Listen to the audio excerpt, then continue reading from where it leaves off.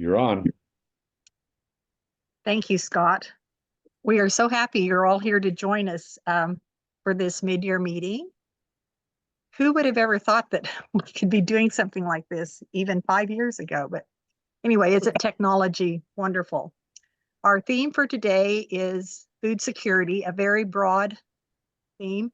Actually, it'll be a little bit of international food security, and Anne is going to be talking to us about that. But where did this come from? Food security.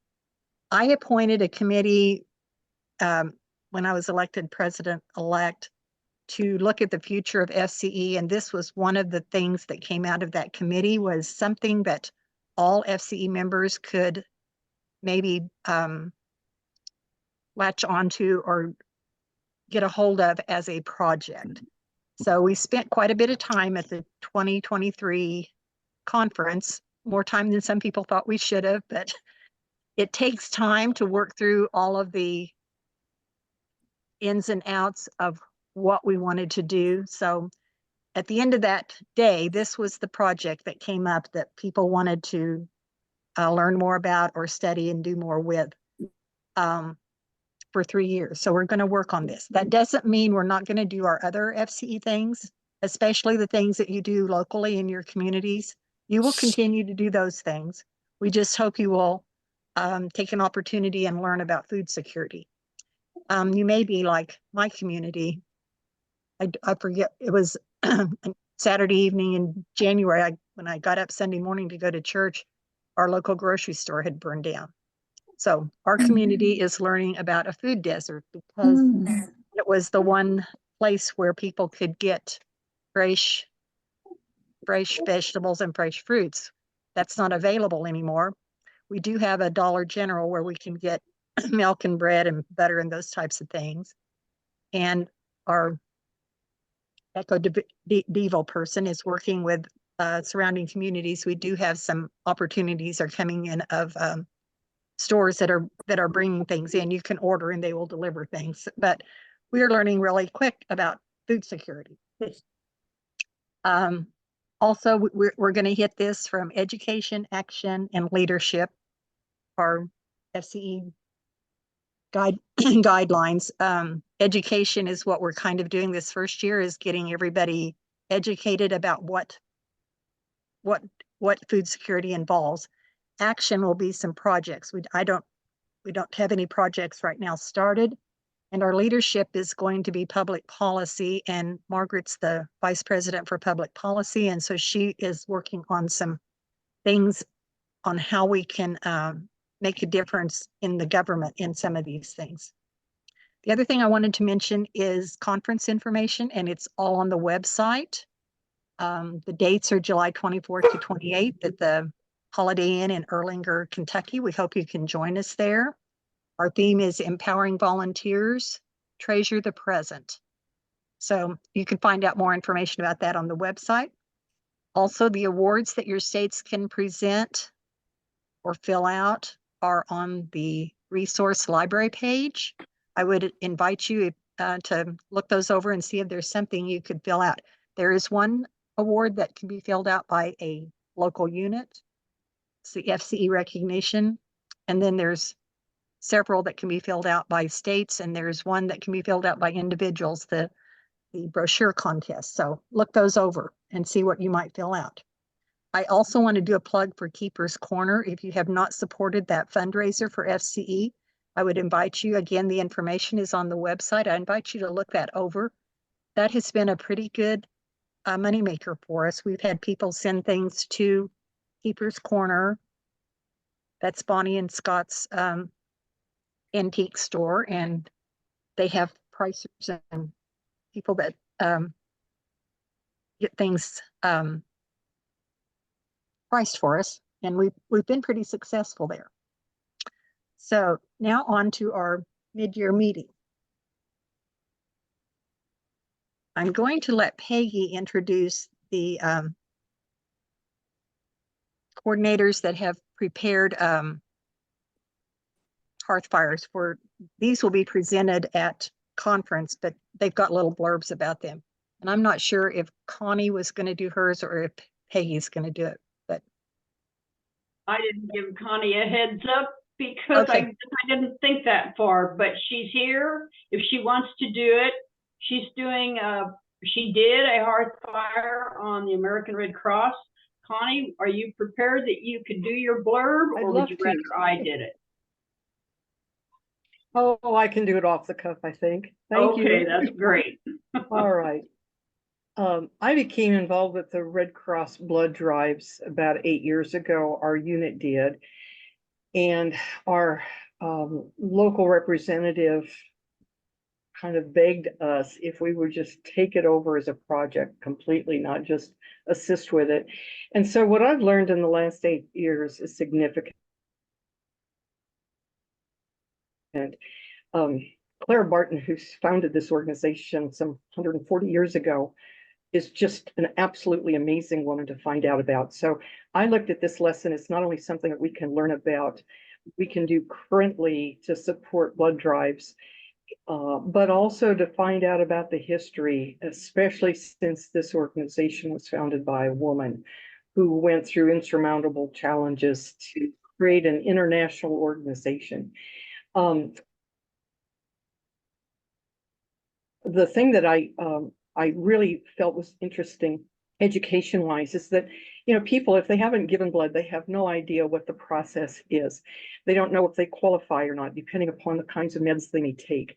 And so I included a 20 question and answer quiz kind of thing so that people can be more aware of their opportunities if it presents itself to work for them. Thanks, Or Al. not, and hopefully it'll serve as a tool not only to inspire women to think beyond retirement age to do something successful like Mrs. Barton did, but also to help people understand that if they don't support this international organization locally, they really need to, because there's a desperate need for blood donations right now. So I think that's about it in a nutshell. Okay, thank you. Mhm. The next hearth fire is Linda Hanberry. She has that done. So Linda, would you like to talk about your lesson a bit? You need to unmute yourself, or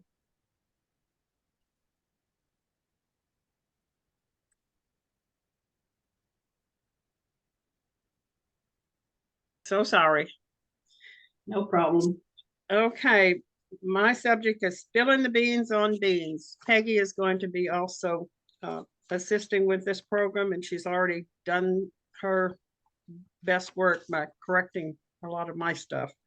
So it's beans, the musical food, and it's also magical and medicinal.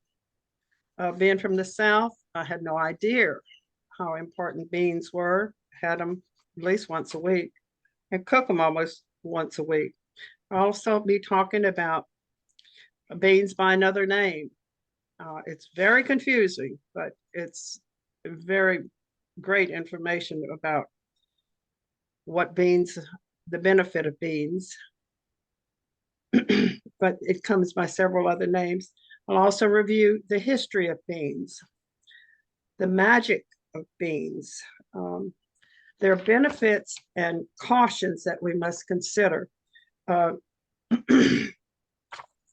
Beans are considered a whole food, and it's full of vitamins and nutrients, and it's an antioxidant, and it's affordable.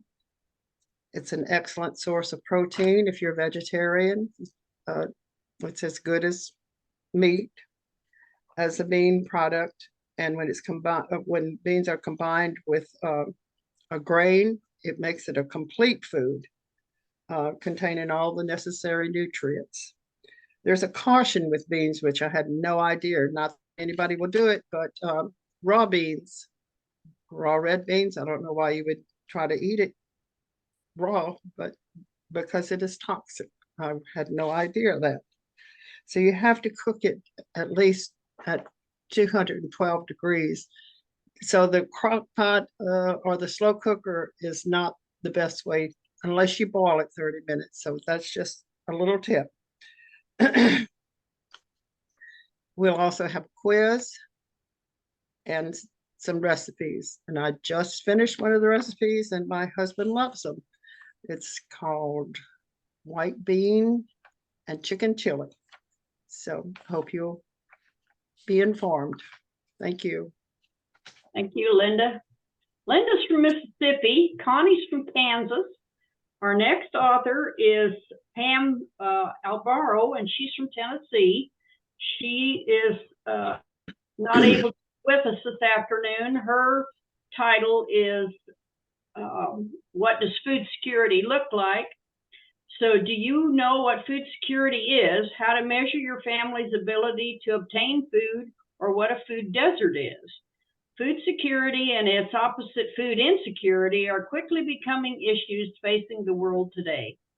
They have been the subject of studies, world summits, and world economic assistance. Food security affects people of all ages and walks of life in every aspect of their daily lives, including health and well-being. So those would be the 3 Hearth Fire lessons that we're going to be presenting at the national conference this year. And they'll also be available if you're not able to attend the conference.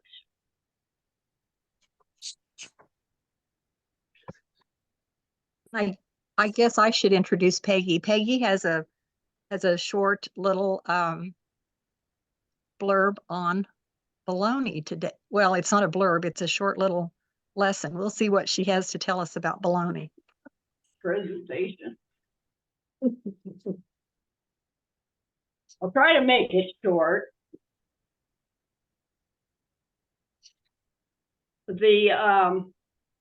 Seems like if you are talking about bologna, you either love it or you hate it.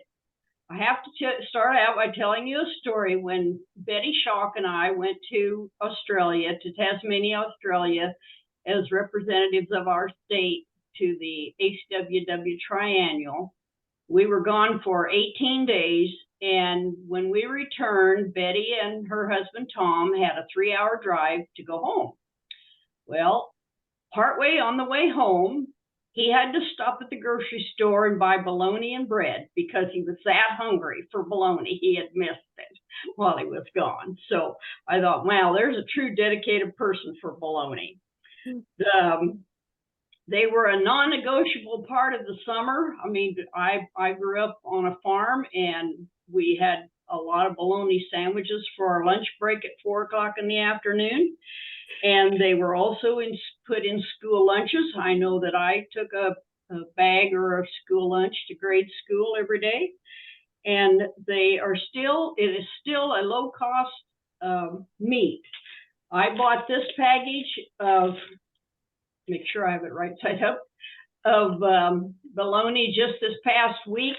It's a 1 pound package and they had them two for $3. So that's pretty cheap eating when you consider there was a 6 slice and there were 8 slices in there. The roots are not fancy. In fact, bologna is the great-great-grandson of the Italian mortadello. And mortadello, much like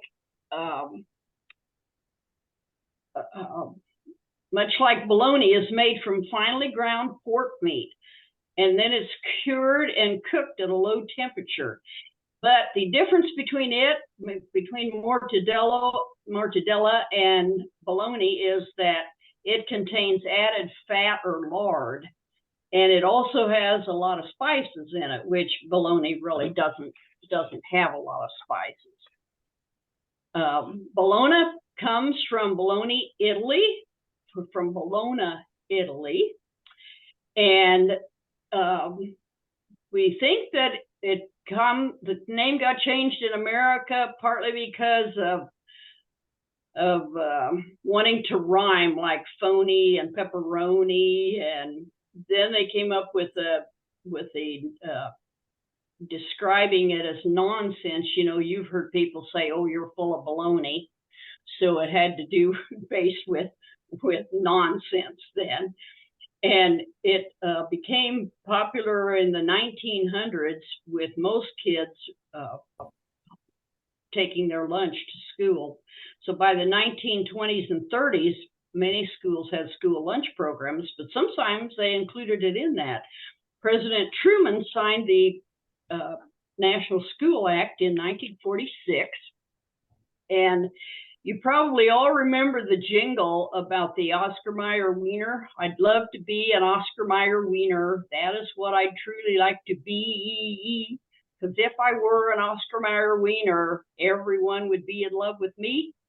You probably remember that little jingle. That was first aired in 1963.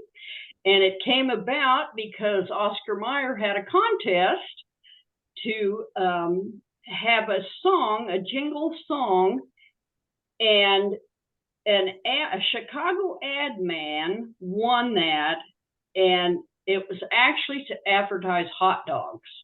It really wasn't intended to advertise bologna. But then in 1973, they came out with a new jingle. And you probably remember this. It was a small child, a small boy. He was singing, my bologna has a first name. It's OSCAR. My bologna has a second name. It's MAYER. Oh, I love to eat it every day. And if you ask me, I'll say, because Oscar Mayer has a way with BOLOGNA. And if you want to, it's the cutest commercial. And if you go to YouTube, you can see it yet. I was kind of surprised to find it there. So schools in the South serve bologna cups, which those of you from the South might remember that if you're old enough. They were fried bologna slices molded into cups, and they put mashed potatoes in them and topped them with cheese. If they left the cheese off, I'd have been interested in them probably. And then the migrant worker farm worker program ran in the U.S. from 1942 till 1964, and the government administrators turned to bologna to feed those Mexican workers. And it was also, or still is, a staple of some food pantries. So very popular food. Some dislike it for the taste and the textures. Others might associate it with poverty because they didn't have any money. So, they associate it with that. They also were shifting, but now we're shifting trends to salads and noodle bowls, seems like. So the sandwich is kind of an old-fashioned thing, seems to be. But chefs across the country are adding bologna to their menus. I was in Hayes last fall for the Kansas FCE conference and went to a bar and grill that my daughter and her husband like to go to, and they actually had a bologna sandwich on the menu. That's the first restaurant or any place that serves food I'd been in where they had it on the menu. I wished I would have remembered what the cost of it was, but I don't. So some of them are made with that casing around it, that little red strip, and Oscar Mayer, though, does not have that. And Oscar Mayer is more expensive than Bar S, but I thought it was really, really interesting. I compared the labels, and the Oscar Mayer has 120 calories. The Bar S has 150. This is per slice. In the Oscar Mayer, these were both 1 pound packages, but the Oscar Mayer had 11 servings and the Bar S had 8 servings, even though they both said that they were thick sliced. So I thought that was kind of interesting too. Both of them had a total fat of 11 grams. The Oscar Mayer has 30 milligrams of cholesterol, whereas the Bar S has 55 milligrams of cholesterol. The sodium in Oscar Mayer is 360 milligrams, whereas the Bar S is 640. So 360 compared to 640, that's a huge difference. The carbs were the same at 2. The protein, the Oscar Mayer had 4, and the Bar S had 5. So that was also interesting to me too. Many, many years ago, I don't know how many of you eat or like Wonder Bread, but bologna sandwich was usually made with white bread, and then you add whatever you want. Sometimes you add mayonnaise, sometimes you add mustard, sometimes you add sliced pickles, sometimes lettuce. So you can add quite a variety to the sandwich. The little red strip that's around there, they call it a synthetic casing, and it can be made from collagen, plastic, or other fibrous material. So you really don't want to eat that, but I don't know how a person could eat that because it's pretty tough. As far as whether bologna has cancer or not, they try to limit processed foods, including luncheon meats like hot dogs and bologna, so to help reduce the cancer risk. And it has a lot of salt and fat in it. So the real risk though lies in the nitrates in bologna, and processed foods like bologna are frequently cured by adding sodium nitrate to them. Nitrates can help stop food from spoiling and botulism causing bacteria from growing. The big downside to eating processed deli meats is that the International Agency for Research for Cancer concludes that each 50-gram portion of processed meat eaten daily increases the risk of colorectal cancer by 18%. Even though that risk is somewhat small, eating less processed meat can decrease your bowel cancer risk. And so that basically means that bologna should be eaten as a sometimes food, not an everyday food. But you know, if you're taking a sack lunch, a lot of businesses have microwaves now, so you're not necessarily limited to just that sandwich like we used 2 years ago. Some bologna has been used as punishment. So in the Dakota County Jail, that's all they get, because bologna is all they get. The jail serves 2 turkey bologna sandwiches and a small side dish of fruit per inmate per day, 7 days a week, 365 days a year, even on Christmas. And in Alabama, a sheriff was locked up after feeding the inmates at his jail grits and paper-thin bologna sandwiches. Wardens in Alabama are allowed to pocket money left over from providing inmates with meals, and so, you know, the cheaper they could feed these inmates, the better it was for their pocketbook. In Alaska, 2 Muslim inmates were fed bologna sandwiches during Ramadan and later sued for their having their civil rights violated. And you've probably heard of this infamous Maricopa County Sheriff Joe Well, Arpaio. Yeah. Arpaio. He not only makes his inmates wear pink socks and underwear, but he also has boasted after serving them rotten food, including giving green bologna. Most prison inmates access to vending machines, so you know they can get something better, but so the people in that area can rethink what they're going to do with their activity, because if they're going to end up in jail and have to eat just bologna and wear pink socks and pink underwear, you know, that could maybe be a deterrent for that. And then some people use it with their pets. They put it on their pets, they throw it at their friends, they urinate on it. These are all weapons that bologna has been known to be used for. In Albuquerque, there was a mystery man that was leaving bags of bologna and white bread that smelled suspicious like urine on the doorsteps of residents in one of the neighborhoods. And another bizarre prank was putting slices of bologna on a car thinking it would remove the paint. Well, they did a test, and it was left on a car 24 hours and no damage was done. So that didn't work. But, and I don't know if any of you have heard of the restaurants that are serving bologna sandwiches in honor of Trump. Make America grub again, because grub is food and lunch is food. And all over the world, people keep making sandwiches in honor of President Trump. And what do these sandwiches contain? Bologna.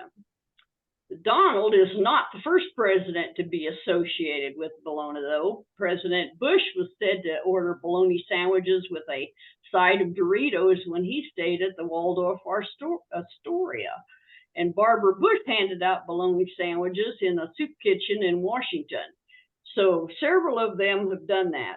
Now, a bologna chub, I don't know if any of you are familiar with that.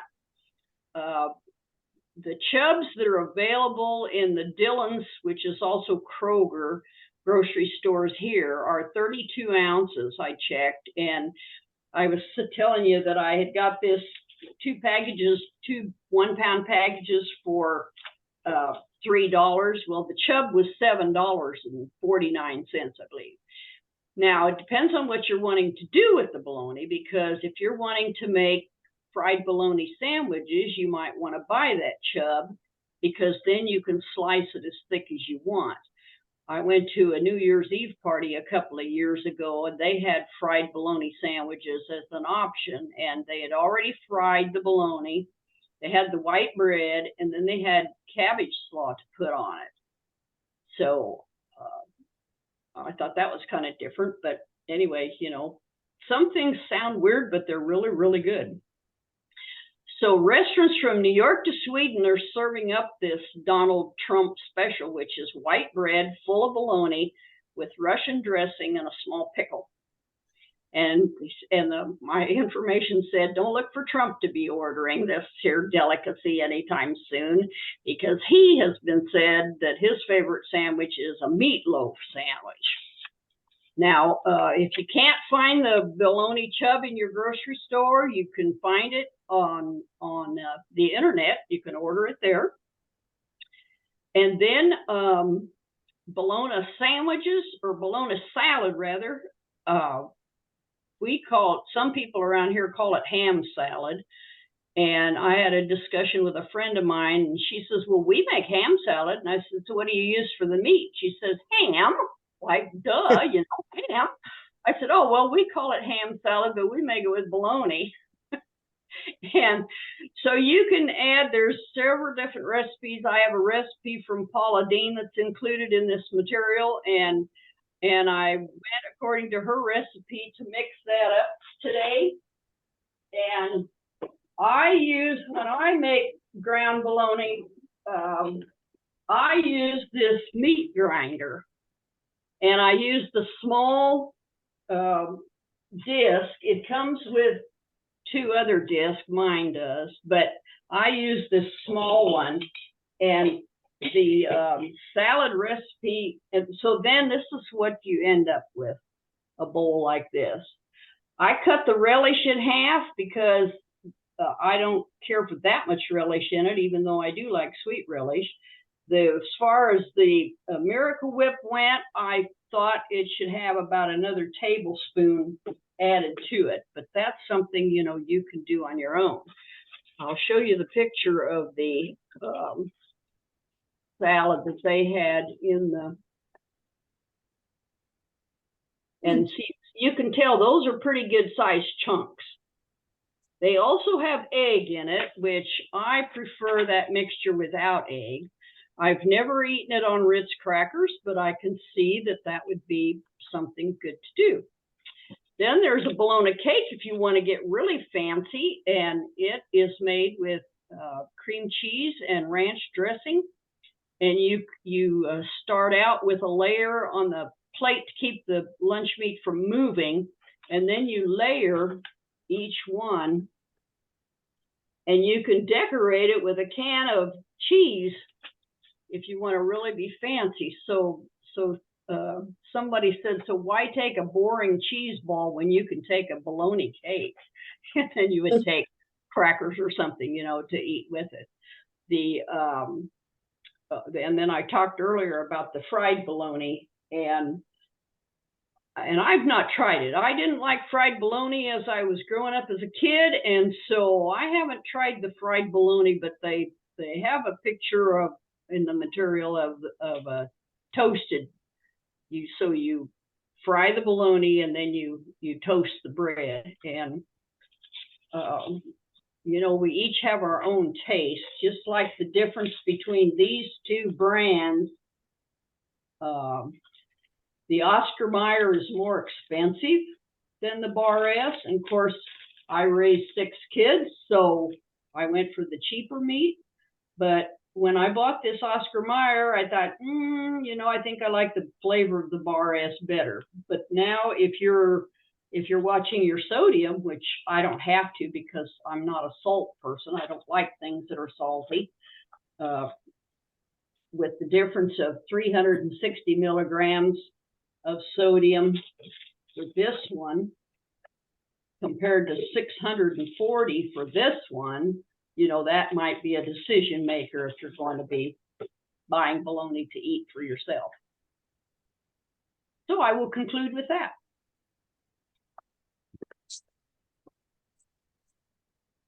Thank you, Peggy. And now we have, I'll let Margaret introduce the 2 FCL presenters. Kristen isn't here, so you will have to read her blurb, Margaret. Okay. So one of the FCL lessons that will be at conference is written by Kristen Walker with help with her partner, Pamela McIntyre Albaro. And their title is Food Security, Supporting Life and Livelihoods. As a member of National FCE, we strive to help our communities locally and globally. In the FCL lesson, Food Security, Supporting Life and Livelihoods, attendees will learn the current facts of food insecurity, the effects on the family, and ways to improve their future outlook.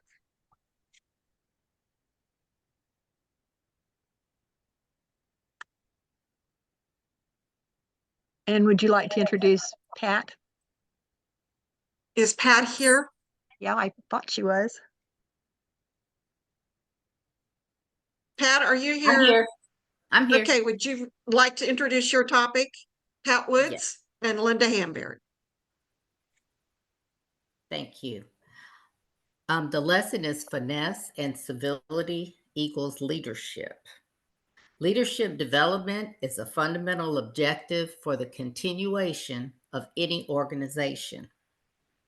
The purpose of the lesson is to understand who a leader is, how to become a better leader, and what skills to practice and sharpen to become a better leader. Leadership is not just holding a position. It is not even a particular job or office. Leadership is an awareness of the needs of a group or organization. Leadership includes attitude, people skills, and communication skills.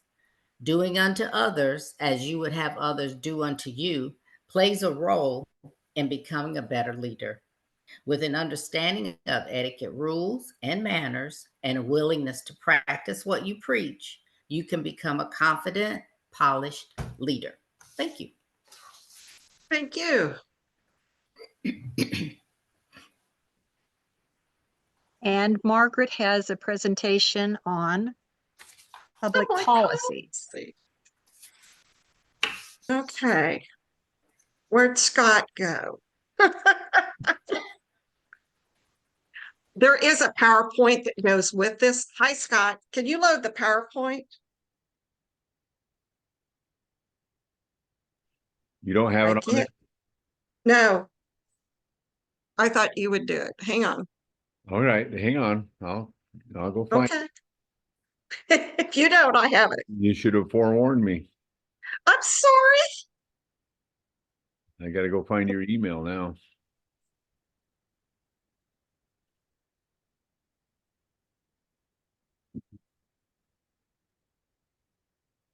Well, that's not the PowerPoint.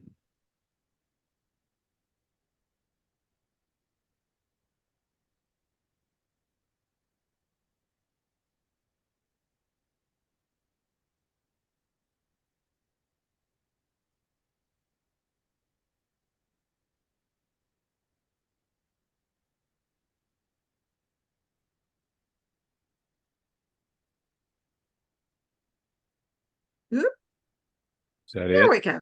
There we go. All right. So very simple title, public policy.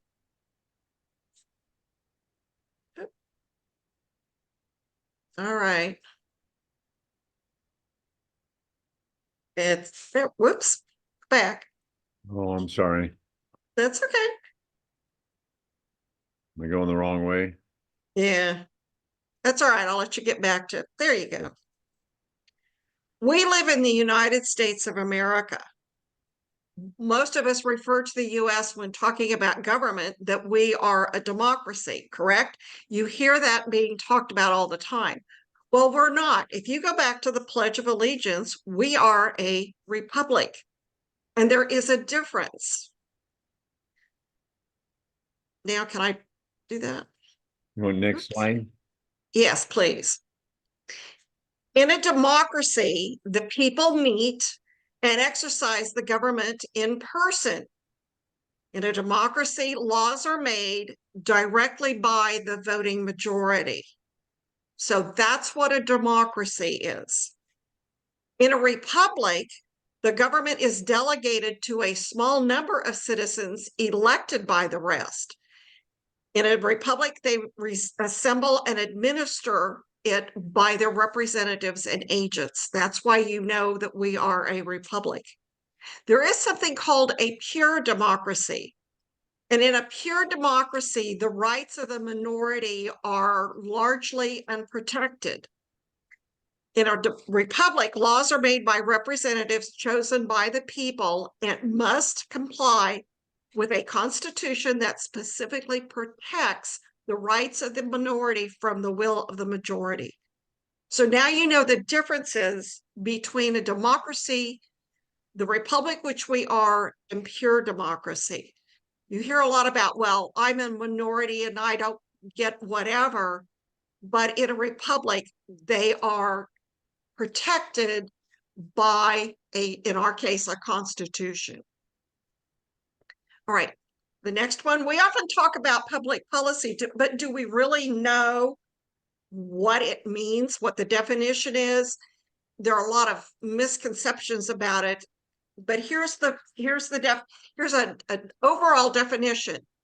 An institutionalized proposal or a decided set of elements like laws, regulations, guidelines, and actions to solve or address relevant and real-world problems. As a noun, it means principles, often unwritten, on which social laws are based. If you define it under the word law, the principle that injury to the public good is a basis for denying the legality of a contract or other transaction. You want to go to the next one? Policy is made in response to some sort of issue or problem that requires attention. And we all know there's all kinds of issues and problems that really do need attention. Another definition of policy is, when you look at the government, is what the government chooses to do in actuality or not to do, which is implied about a particular problem or issue. Most members of FCE are, not even most, members of FCE are part of the citizenry of the United States. As good citizens, we should be involved in how our representatives, whether they are elected or appointed or however they got into that position, make their decisions. All too often, we think we will not be heard. How many of you feel like that? We're not heard. I think we've all felt that way in one way or another, or that we don't know enough. Maybe we feel like we're really not as informed, or we're intimidated by the whole process, because it can be scary when I don't know if that I'd ever really want to go testify before Congress. That looks like a real scary ordeal. The process of effective public policy can be a bit daunting when you think about all the various steps and all the various people. However, all of us, each and every one of us, is capable of joining in to make a difference in what we believe. Because as a group, there's safety in those numbers. There's maybe only one person that's going to speak, and we can just be there in the background, so to speak, to give them support. One question that I often have, not often, but I have been asked this question is, when does something that happens within the privacy, within the walls of our own home, become the business of the public? What is that about? It's my home, it's my private life. Well, has anybody else ever had that happen? I'll tell you about mine in a minute. A private problem, because this is pretty much how I answered it, becomes either a social or a public issue when it no longer affects just the individual or those immediately around that individual, is when it begins to have an effect on the wider public or society in whole. I served on a jury, and I was asked after the trial and everything, how something that this man had done in his own home became such a public policy that he was arrested and put on trial. Exactly, because it went beyond him in his own home and nobody knowing what was going on to it actually impacted some children. It was on pornography, and it impacted children and families in his surroundings, and not just at home, but outside of that. So it becomes more of an issue than just in the four walls. That doesn't mean abuse is okay, because we have laws about abuse, and it doesn't just impact those that are living within those four walls. So there's a difference between what goes on in my home that doesn't really impact anybody else to what goes on beyond that. And that's what we're talking about, are things that go beyond just in our own home. So we need to understand public policy. There are 5 characteristics. If you want to go to the next one, Scott. There are 5 characteristics of public policy. And one is, it consists of courses of action rather than mere decisions. We're not just making a decision, we're really talking about what kind of action can we take. That doesn't mean it'll happen tomorrow, but we're working on it. It's a goal-oriented action. We have an end goal. We want to take care of the problem. Policy is what government does, not what it says it's going to do or intends to do, because we all know how that works. Not just in government, but in our home lives as well. Policy is based upon law, and it's authoritative. Policy is the result of a political process. And by saying that, we just think of the government as being political. But any group, a large family group, it becomes political. It becomes who thinks they have the power. To be engaged, knowledgeable citizens, and have a significant impact on issues that affect us, we have to have some abilities. One is critical thinking. Recognize and disregard arguments founded on attacks, appeals to authority, or other fallacies. You see that a lot in election campaigns. They tend to do all the mudslinging. And we've got to disregard that to look at what that particular candidate and the one they're running against really feel. And the same thing, if we're talking to a group, you've always got to have a negative person there. Avoid getting into an argument when they get personal. We have to have good communication skills. Learn to solve problems with multiple potential solutions, because there's never one and only solution. Communicate why you prefer one or two over the others using facts, and include how to address any downsides or negativity.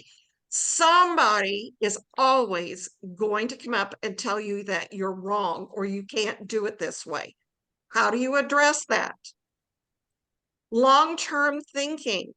Not all changes are felt, they're not felt like immediately within what is decided. It can take years for it to be felt the way that it was intended to. That sometimes those wheels turn really slowly. We have to have an ability to work with a diverse group of people. FCE is good. We come from all different walks of life, different places in the United States. ACWW is even broader. It's different countries, different religions, a whole diverse way of looking at what our food needs are, what food security looks like to me. So that's something we have to learn, is to work with other people. How will changes that are proposed impact someone outside of our circle? Can you work together? And don't get bogged down in the differences. Start with, you all agree on one thing for sure. Here's the problem. Now, how can we work together to resolve it? And the last thing we have to be willing to do is to compromise. If you've ever been married, you know that it's a compromise. We always are not going to get our own way. It just is not going to happen for changes to be made for everyone. Maybe one word we say will be part of the solution, but don't ever say, my solution's the only way to go, because it's not going to be. We need to compromise and work for the best of all. We are a republic. Public policy addresses social, moral, and economic values, and these tie a society into a cohesive working system and will change over time. Do I have a question? I see a hand. Okay. All right. Do Margie, you want to go just- to the next one? yeah, just tell me if I'm trying to stay. You're fine. Yeah, that's where we need to be. There's a life cycle to every issue, no matter what it is. So the first one is concerns and awareness that things are not as we want. We certainly don't want people starving to death, doing without the ability to find fresh fruit, vegetables, or whatever else that they actually need in their lives. Issues identification. And to do that, we have to have surveys, studies, public forums, resource consultants, and reading. Those are all different things that we can do and be part of. So we have to identify the issue and possible proposals to address it. And there's always, always, always, I don't care what the issue is, there's going to be conflict. Not everyone's going to agree that the issue is really an issue, or that they'll have a completely different outlook on it. Okay, the next one. We need to then rank priorities. What if we're looking at the United States and food security, what's a priority here in the United States? It's going to be different than it is in another country. So what are the priorities here in the United States? Is there a group consensus? Is there a danger of delay? Remember, not everything happens overnight. Are there financial and time resources available to address the issue? Money and time are two big factors that we've got to take into consideration. Consider alternative solutions and consequences. List the advantages and the disadvantages of each and every alternative solution. Analyze each alternative. Conduct hearings. Identify limiting factors and how they might be overcome. So what are they going to happen? You've got to look at choice. Everything is a choice and a consequence. We make them all day, every day. What we want are good consequences. We want solutions that provide good consequences. And we've got to be willing to look at what kinds of consequences, if we allow this to happen, what happens over here? So you've got to have people who know. You can't make a decision without taking all the factors into consideration. Then the next thing, you can go to the next slide. Make a choice. Determine your position. Figure out what that is and what the rationale is, because somebody's going to ask you, well, why'd you come to that conclusion or made that choice? And then you need to develop a plan of action. What changes should take place? What strategies that you're going to use? Who can help? Who's going to oppose you? Who's going to help you? Who's going to stand up with you? Who's going to contribute something to what you're doing? What resources do you have or don't have? Determine now that and the tasks that need to be done, and people need to be given assignments, deadlines need to be set, and there needs to be follow-up. Otherwise, you don't have a plan of action. You just have thoughts down on paper or just in the head. Implement the plan. Will your group act individually or as a larger group? Communicate your position to decision makers. Encourage others to support your position. Communicate your position to the media. And there you've got to have people who are willing and good at talking to media. How many of you ever been on television? Don't everybody talk at once. Come on. Somebody out there's been on television. I have been on television for Where to Find Love in Allentown, Pennsylvania. Okay. I was teaching aerobics, and I found, well, I really did not meet my husband there. But when I met him, we were both members, and he came to my class. So that was back in 1986 or 7. Yeah. Okay. So now you've got somebody who can talk to somebody on television. Good thought. How many of you have ever done a radio show? I have. Okay, Connie, how did that go? Well, we were promoting an event at our county fair. So one of our regional radio stations came out and interviewed us about a project we were doing. That's nice. Not too many people talk about the ability to get on radio and talk. I'm hoping for a different event that I'm going to get to do that this fall. We'll see. Never done that. I've done television. Okay. And then the last thing you need to do is to evaluate your efforts, and not at the end of when you think you're all finished. Like, we're going to be working on food security. We're not going to evaluate it in the end. We're going to evaluate it as we go, because we're going to have, well, is this working? Is this not working? What can we do better, or what do we need to change? So evaluating your efforts as you go through your action plan and who's doing what. Do we need more volunteers? Do we need more money? You've got to evaluate as you go through. So how do we become involved? How do we become involved in public issues and decisions and changes? Because I think we really do want to make changes into food security in the United States. It's become a big issue. All right, you want to go to the next slide? The first thing you want to do is you want to educate yourself about a common issue or a problem. So we're not just talking food security. This is more basic, the whole idea of public policy. But let's apply this to our food security project. Find your local, state, and national representatives. How many of you know who your national representatives are? Okay.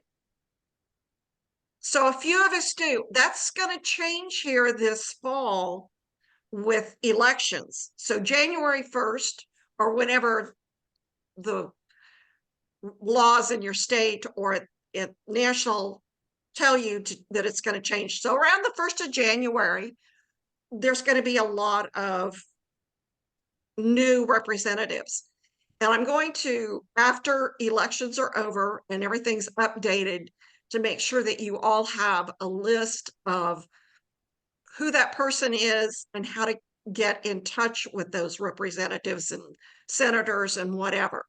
For your state or local, you need to do that. Find out who your state representatives are, and then who your, for where I live, we have a county board who is in charge of anything outside of the city. And then of course we have a city council. And then communicate with those officials. Put yourself on their agenda. I go to a city council meeting and I want to talk, I have to sign up prior to going into the meeting. And then they call on me when they get to that particular topic, and I have a set time to go up and talk about whatever it is that I need.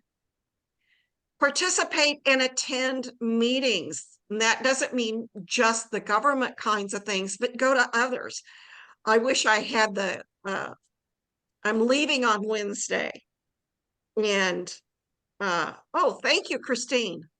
Everyone can go to the League of Women Voters Guide. I tried to find that. Okay.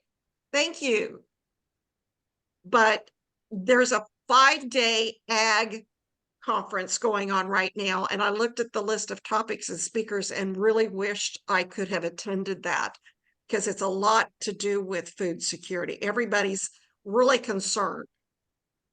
Okay, next one. Next slide. Work to identify others who would be willing to support a common goal. Do we know any other organizations who would be willing to sit down with us, or we with them, whichever, and work together on this? Are there other groups? So we need to think about that. The next one is to be informed about what you're going to be asked to vote on and ask questions. When you go to national conference and you get handed the agenda and there's things you got to vote on, whether it's bylaw changes or the proposed budget for the next year, whatever, do not be afraid to ask questions. That doesn't mean you're going to disapprove, but you just want to be more informed and you want to learn more. Don't be afraid to ask. And there's no such thing as a stupid question. And then the last one is don't give up. Nothing happens in a split second. It may take time, and it does take time to sit down with other people, to find those people to sit down with. And I know Judy referenced this earlier at the last conference last summer. Those that were there went through a really long process, and it took time to walk through the different topics and figure out what we were going to do to come to what we're going to focus on for a minimum of a 3-year project. So food security was it. And that's going to help us support the past resolution that was presented at the ACW triennial in Malaysia concerning food waste. And I know that Bonnie is going to do something concerning food waste, because it's a big deal when you look at how much food goes to waste. So what can we do? Can we affect public policy about food security and or food waste? And right now, I want you to share some ideas you might have about what we can specifically do. And I'm going to write down answers, so the floor is open. Anyone?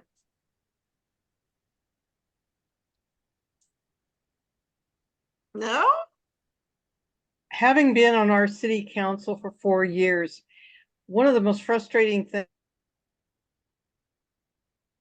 things I found is that there's very little community involvement. It is so difficult to get anyone interested enough to even have an opinion about something, much less attend a meeting.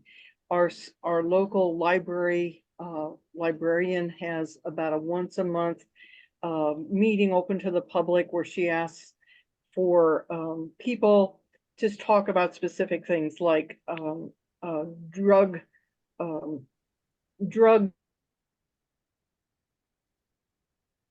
from new projects for our construction of road work that's going to be done by the state, things that affect a lot of us. And if she gets 10, 12 people there, she's lucky. And it's just a very sad thing that people spend a lot of time complaining about how things are, and yet they're not willing to get involved to see that things could be changed. Yes, And you're very right. The other thing that I got more from being on city council than anything is that when we elect people to represent us, once I walked through the door to that city council meeting, it did not matter whether I was a Republican or a Democrat or an independent or a fly on the wall. Our job was to represent our community and our region that we were elected from. And I think that has done more damage in our country. The politics, whether you're this way or that way, instead of just do something. Yes. I think you're very That's right all. there, Connie. You're very right, Connie. All right, anyone else? Thank you.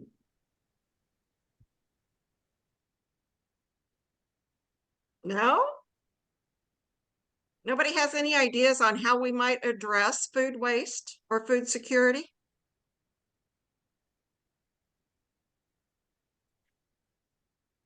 I would Okay, say if you have food, share it with local food banks. That would okay. be a good way to help. All right, thank you, Wanda. I think there's a tremendous opportunity to partner with our local food banks. If anyone understands the challenges of those who are hungry or food sensitive in our communities, it's most likely our food banks. And one of the things that I think is very challenging is they're not able to help as many people as they would like to help, not so much because they don't have food, but rather the process by which we go through to make sure that we're trying to get food to the right people the right way. And so I think partnering with people who are already involved in this struggle is an important task. In our area of Northwest Kansas, there's also a woman who is very famous for her work in building high tunnels, but she also has a passion for food deserts and trying to eliminate them. And her name is Alice Hill. She's written a book that you can actually purchase through Amazon. And she's really a lovely woman who's very passionate about this topic. And I think for those of us in Northwest Kansas, it's a tremendous opportunity to include Alice in some of the things that to better understand what's been tried, what hasn't worked, and which I think would really give us a leg up on where to begin our efforts. Oh, marvelous. Judy, did you write her name down? We'll have to, I've got her name written down. I'll get a hold of her. Okay, because that would be, it sounds like somebody we'd like to hear from and talk to. She's a wonderful person. She does a lot of public speaking, and I personally couldn't recommend her highly enough. Oh, thank you very, very much. That's something we need to hear about, are people that we can sit down and talk to, and they can come talk to us at a conference or whatever might be worked out. Okay. And I will look for that book. Anyone else? Yes. Maybe another thing with food security would be working with nutrition and pediatricians. That what are the requirements of children? What are the nutritional requirements at the various ages? Even prenatal care. There is a link between food insecurity and low birth weight. Well, with low birth weight, a child has a little bit of a lag behind the rest of other populations. Mm-hmm. Okay. Scott, I think you had something to say. Just a second. Yeah, hang on for a second. Okay. I just wanted to, I actually got a phone call about the Zoom thing, so trying to do both things. Anyway, I just wanted to talk about, don't stop throwing away food that's still good. All it does is waste the food and fills up our landfills and costs us money. And I'm going to do a presentation on that at the national conference. Can you hear? About food labels. Exactly. I agree. It's been interesting to look at food labels, to look at dates. Okay, anyone else?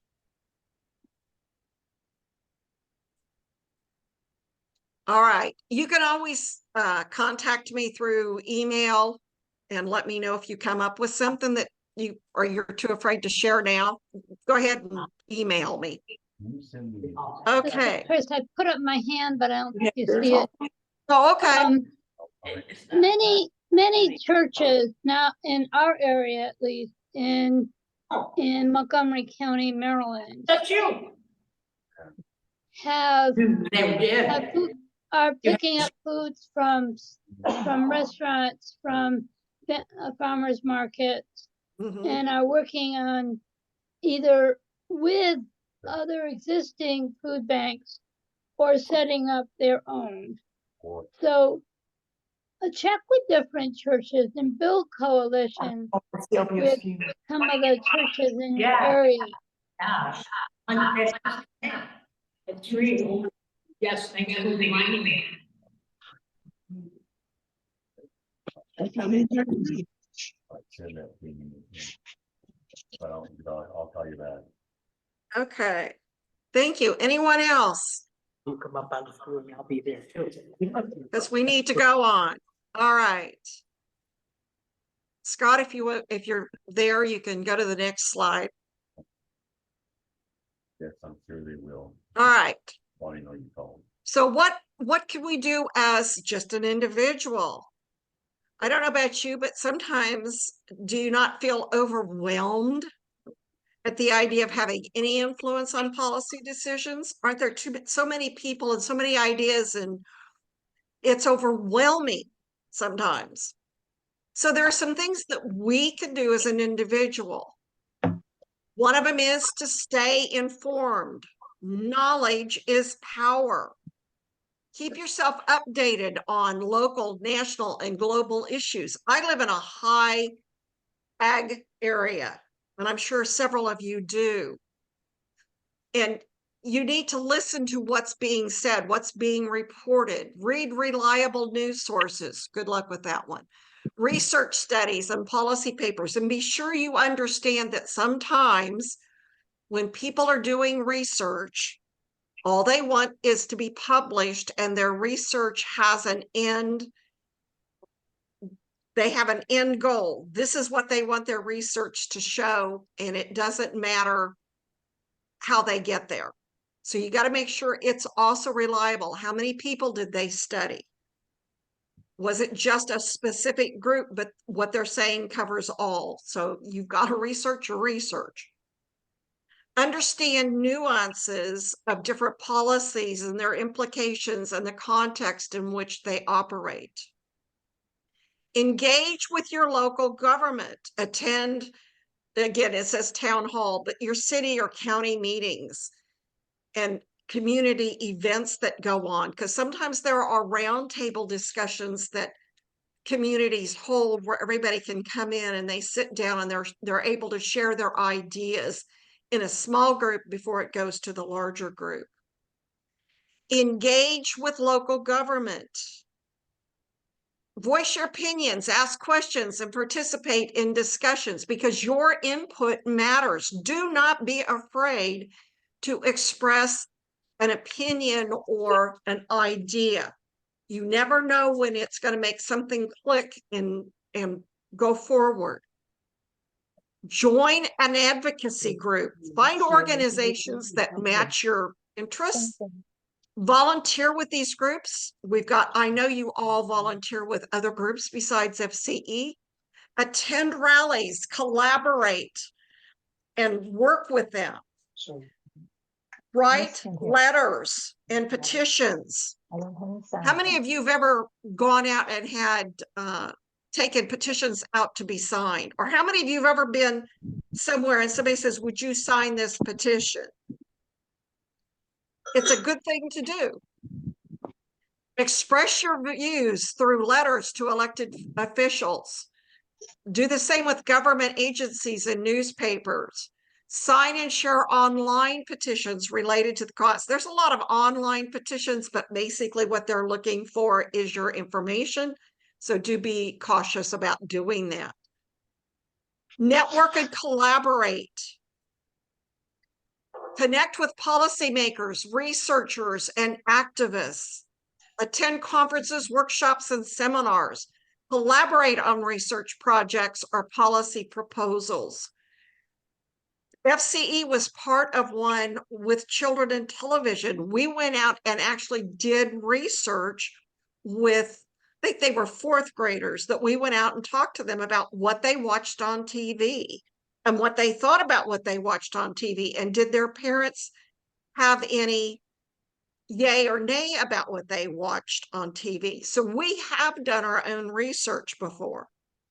Your unique perspective matters. What you find out, what goes on in your area does not necessarily mean it's going on my area. And so it's really interesting to hear other perspectives. Run for office. That's for FCE too. If you're passionate about making a difference, consider running for an office, whether it be city or county council, school board, state legislature. Those are all good government positions to be running for. But there are other places you can serve on a smaller committee, church council, FCE. Campaign and engage with voters and articulate your vision for change. Don't you wish that's all we heard from all the candidates? This is what I see. This is what I want to do. And I'm willing to work with other people to get it done rather than all the negative stuff that we hear. Educate others. FCE's been pretty good about doing this. Host workshops, webinars, or community sessions on policy topics. Empower others with knowledge. And I'm going to give Southwest FCE a plug here because that's exactly what we're going to be doing at our fall conference in November. Is on Friday. We are going to have a whole educational day, and we're inviting lots of outside people to attend, including every FCE member in the United States. So come on out. It'll be a good time. You can see some of the stuff that grows. We have a bazaar the next day. You can come out and shop for Christmas. Southwest. So that's something to think about doing. We're doing stuff when we go to national conference as well, and educating others. And the last one is to leverage social media. We're not as good in FCE about doing that. We're getting better. But use platforms like X, which was formerly Twitter, Instagram, LinkedIn, and share information, raise awareness, and connect with policymakers.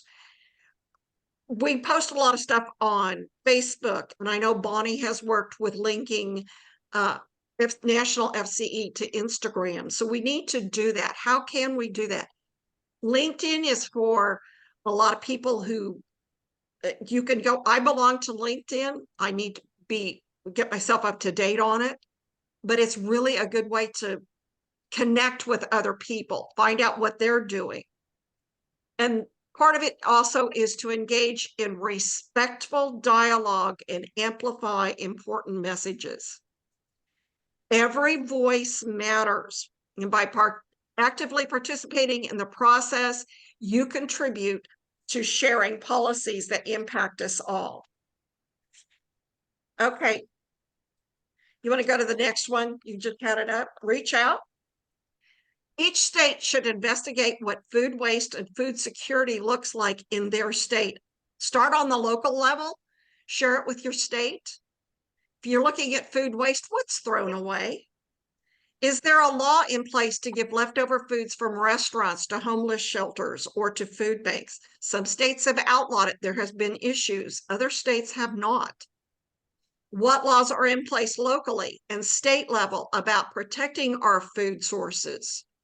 Is there a plan in place that should be there that's there concerning drought, long-term flooding? California has gotten hit with some flooding that's going to be taking place. It's already for months, and it's not over because of all the snow that they've had. My son said so far your summer veggies that are grown in Salinas are going to be okay. They have not been hit. They had before when a dam burst. Can we do better about not throwing foods away? What kind of imaginative recipes can we use with the leftovers that we've got? And you're going to hear from Scott about reading our food labels and not just throwing it out because it's use by date and it's long past. Do we as individuals know what we should do to ensure our personal food security? If tomorrow, COVID was kind of a wake-up call. So tomorrow, if we go into lockdown, do we have food? Do we know how to get it delivered to our house if we can't go out? What can we do? All the information that you have that you gather can be compiled. It can be put into one document so that all your members could contact your representatives and senators, both state and national. State information can be used by that state's members to contact others. You can let us know what you're doing. As you're gathering that information, find out if there are other organizations that would be willing to work with you, either on a local level, or as we just got told, there is a national speaker we might want to look at, and having her come in and talk to us about food deserts. We need to keep up with our national organization. Scott has been wonderful at keeping stuff on the website, putting new stuff up there. Keep national informed about what you're doing, because we want to know too, and what you've learned. Keep track of, this is your fun part, keep track of the number of people, the hours, the money, all that stuff. And if you need help, contact the National FCE board. You can go to that one, Scott, that's fine. All the FCE hearth fires and FCL materials are available on the website. Again, thank you to Scott for doing all that. And there's also information about contacting state presidents and all of your national board.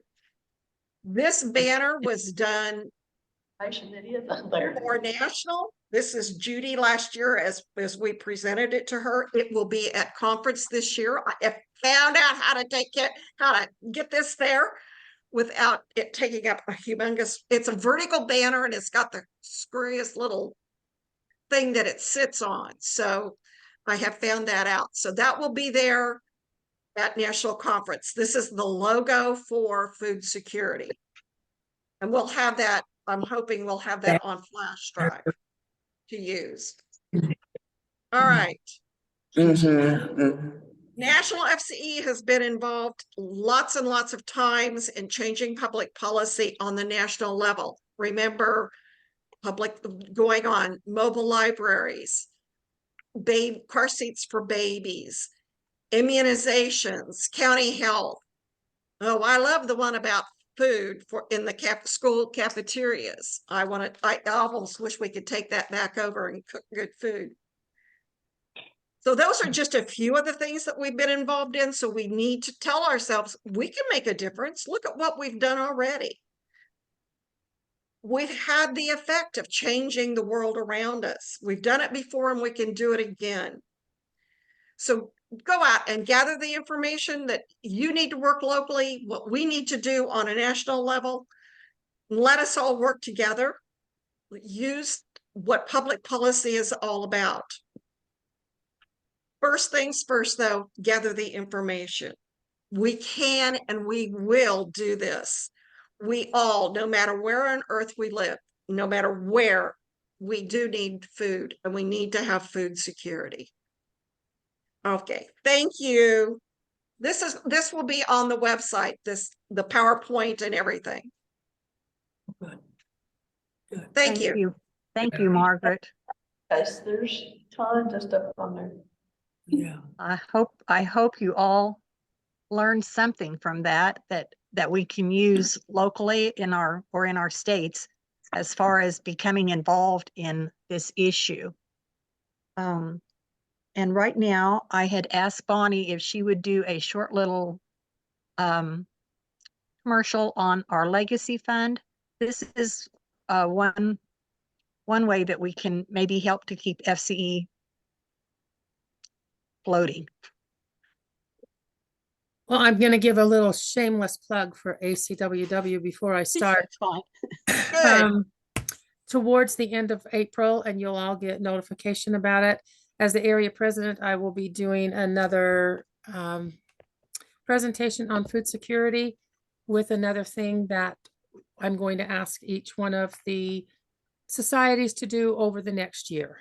So that will be towards the end of April. All right, the Legacy Fund. I can't see all of you, but I would like you to think to yourself, do I know what the Legacy Fund is, and do I know how to access it?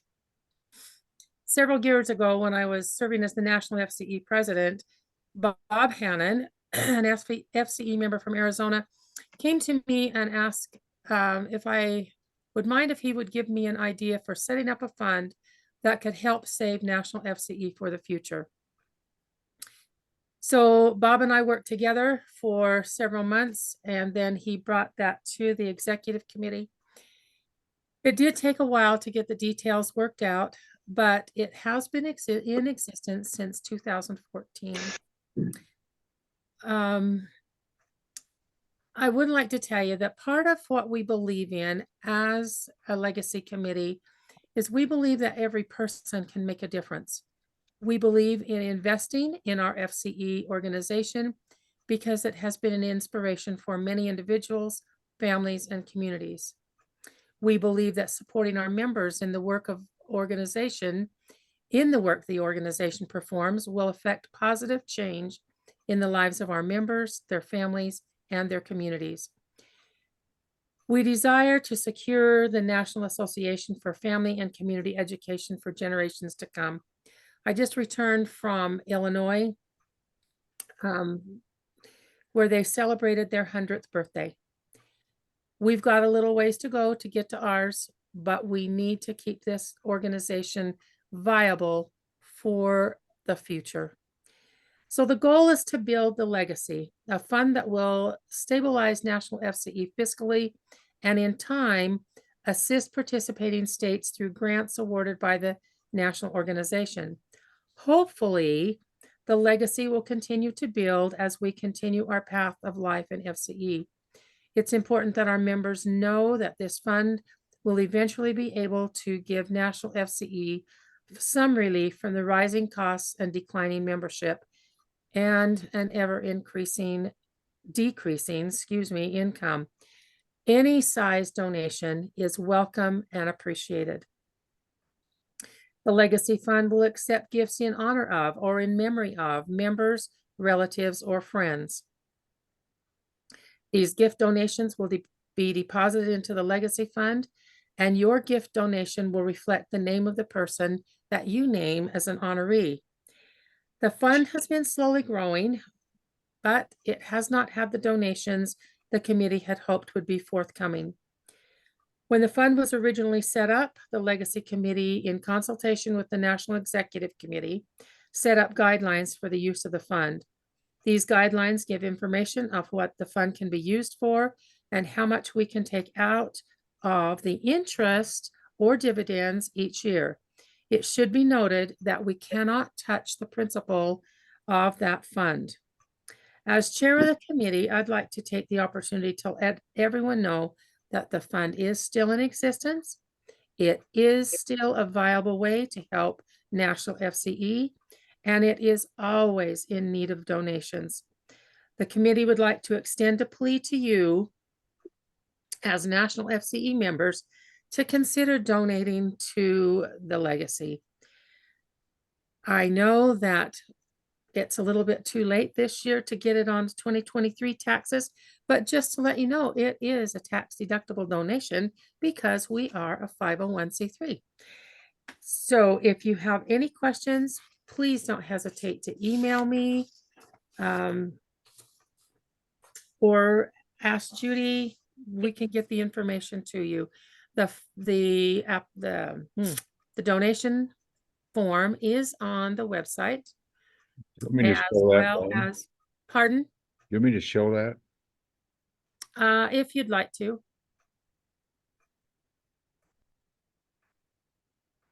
And it's on the quick links page is one place where you can find it. And there's the donation format and brochure and information. It's on the national website, nafce.org. Pretty easy to get to. And it's easy to donate to. All right. Thank you, Judy. Thank you, Bonnie. And now I get to introduce our main speaker today, who is Ann Adams. She's a member in Kansas.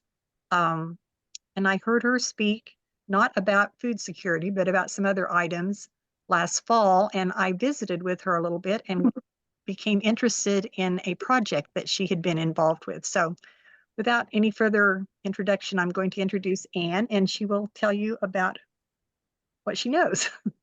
Thank you, Anne. Well, thank you very much, Judy.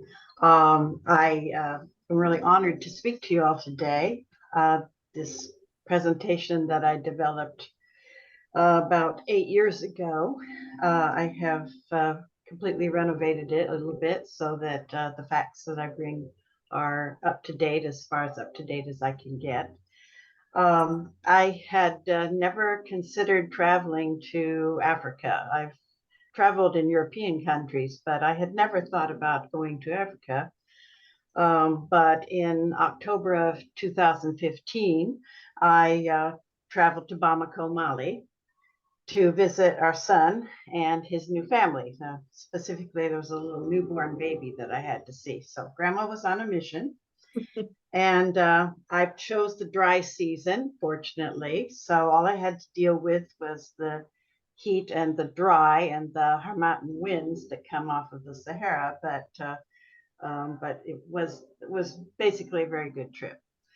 I was not very well prepared. I did not speak any French. I still don't speak much French. In retrospect, I do wish I would have prepared myself a bit more for the experience, because I had nothing in my experiential kit to prepare me for understanding what I was seeing every day. Bamako is a big city, 3 million people, and it's not what I thought I was going to be looking at. So I made all the wrong assumptions, and I didn't ask enough questions. But now that I've been to other West African countries a few times as he moved around from place to place, I think I would love to go back to Mali, although it's no longer possible for Westerners, or at least for Americans. I think I would enjoy Mali a whole lot more now, but that's not to say I didn't enjoy it then. There were some things I enjoyed very much.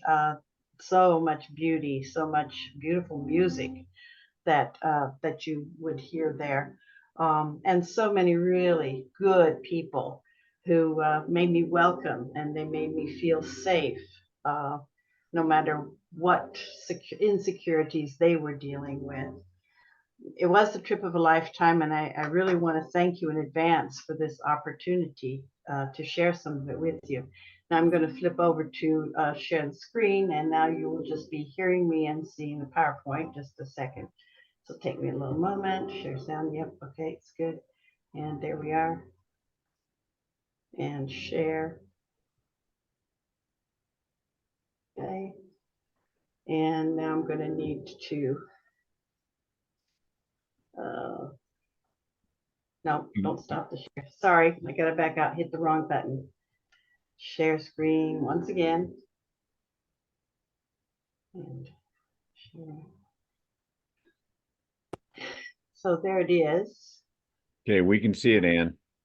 Yes, thank you. You see it, but I'm having a hard time accessing where I can start the PowerPoint, actually, because of that little thing up top. Any ideas there, Scott? You know what I'm talking about? I don't know why it's up there. Okay, well, I can start here. You can use your, I can use this one instead and get it started that way. Okay. So I told you I was not prepared. I did look things up on the internet before I went. I had about 2 weeks to prepare myself for the trip. And so I found many of these pictures on the various web pages of peoples who live in Mali, Tuaregs up in the north, the Fulani, the herders in the Sahel region, the Dogon dancers, known for their dancers and their wild masks, the Bamra, who are the kind of the dominant group as history evolved, the people of commerce in the area. There are more than 10 different peoples, and each of them with their own language in Mali. But, you know, when you arrive in a country, in a city like Bamako, tribal differences do get lost in the city. The more famous parts of the country, such as here in Timbuktu, that I was really excited about seeing, those are off limits. They were off limits in 2015. There are even more off limits today to anyone from the West.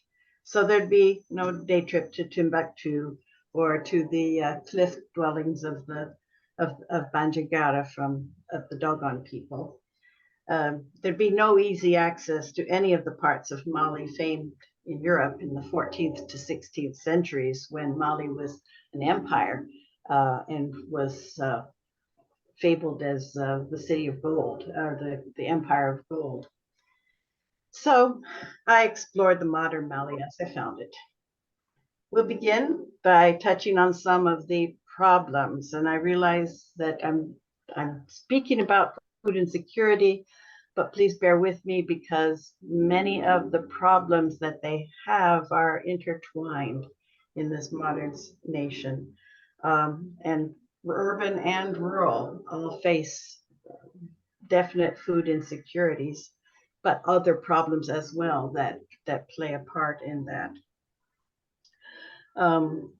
Then I'll turn to, after the part about general problems, I'm going to turn to what was the highlight of the trip for me, because then I managed to get on board with a day trip to south from Bamako to a village that was enrolling in an agricultural support program for the first time.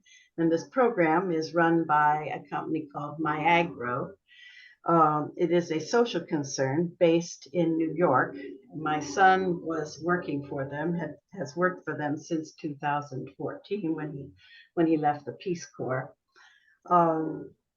MyAgro has this innovative approach on how to help smallholder farmers in areas like Mali, in West Africa mostly. At the conclusion of the PowerPoint, I'd like to take you to MyAgro's website just to show you in case you would like to see more information. And I want to show you a 5-minute video from 2018. This was done after the company's CEO and founder, Anushka Ratnayake, received the prestigious Skoll Award. This award is given to social entrepreneurs who are creating transformational social change. So it really is a big deal what this company is doing. There should be time for a few questions afterwards. Scott will help me kind of look through the chat afterwards to see if there's anything that I can possibly answer for you. And so we'll begin. We start with the land itself. What is Mali today is roughly twice the size of Texas. In the north, it's part of the Sahara Desert. In the middle, you see the Sahel, which is still a very dry area, but it does have some vegetation and occasional seasonal rains. And then the south, which you can see here as kind of a light green, there is a rainy season and a dry season. Bamako is located here, as are most of the cities or urban areas in the country.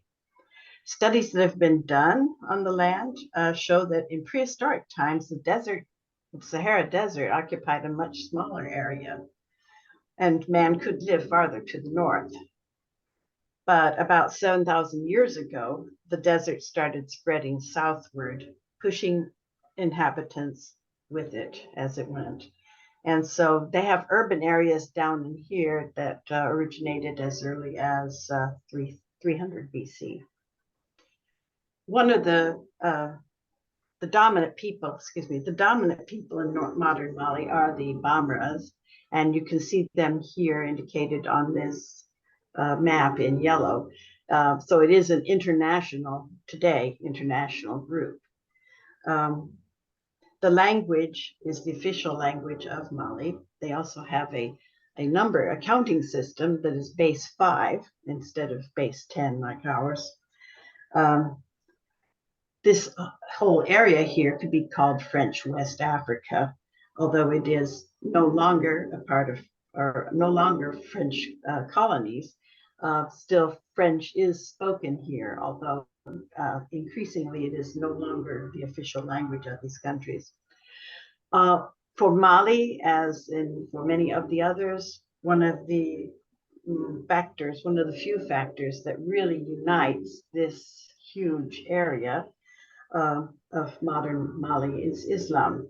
And Islam arrived in this area around AD 900 as a part of the trans-Saharan trade from Morocco and Mauritania.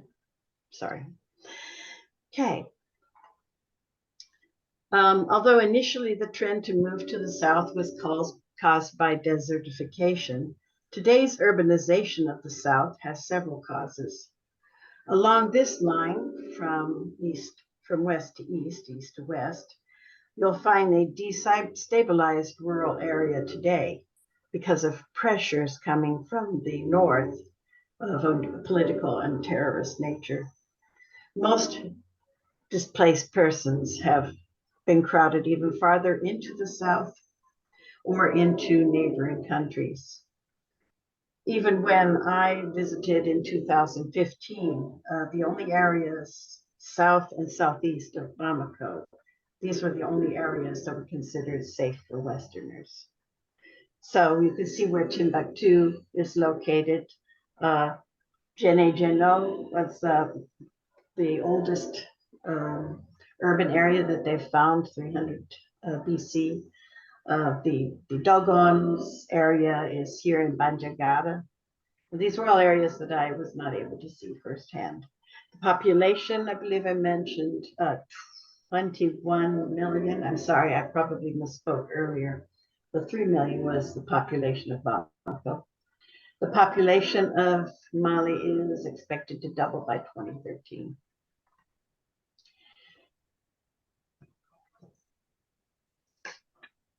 In 1884, at the Berlin Conference, France gained 1/3 of the entire African continent as a colony and called it French West Africa. So basically here. In 1960, independence from France was supposed to produce a democracy, but it did quickly devolve into a dictatorship. This lasted until 1991. That era too was short-lived. Civil war broke out in 2012 when the Tuaregs, the nomads who inhabit the north, and the militant jihadis in the north joined forces and began attacking the south in 2012. And despite all efforts of French and UN peacekeeping forces, there is still no peace in Mali. And even today, where the military has taken over in 2021, this has probably caused more international problems for Mali than anything else. They are currently about to leave the ECOWAS, which is the community all the community French African states belong to, but Mali, Burkina Faso, and I believe it was Niger, are thinking about leaving that and forming their own union. One of the problems for Mali and for the military in Mali is that terrorists who attack communities here on the southern part, these terrorists can blend in too easily and disappear before you can find them. That's not to excuse some of the horrific things that have been done by the military since 2021 with the help of such unsavory groups as the Wagner Group. The capital, Bamako, is along the Niger River. It's also the country's center of commerce. Its growth rate is explained in part by its location and relative safety and economic stability. If there are jobs to be had, it is hoped that they are here. So if you're trying to find food security, you're going to be looking for it in the city. Paradoxically, that might not be what you find. Now, keep in mind the images from my first slide, which are based on my expectations, as we explore Bamako on the ground. The real GDP per capita is a little over $2,000 in 2021. 42% of the population live below their poverty level. Streets are crowded.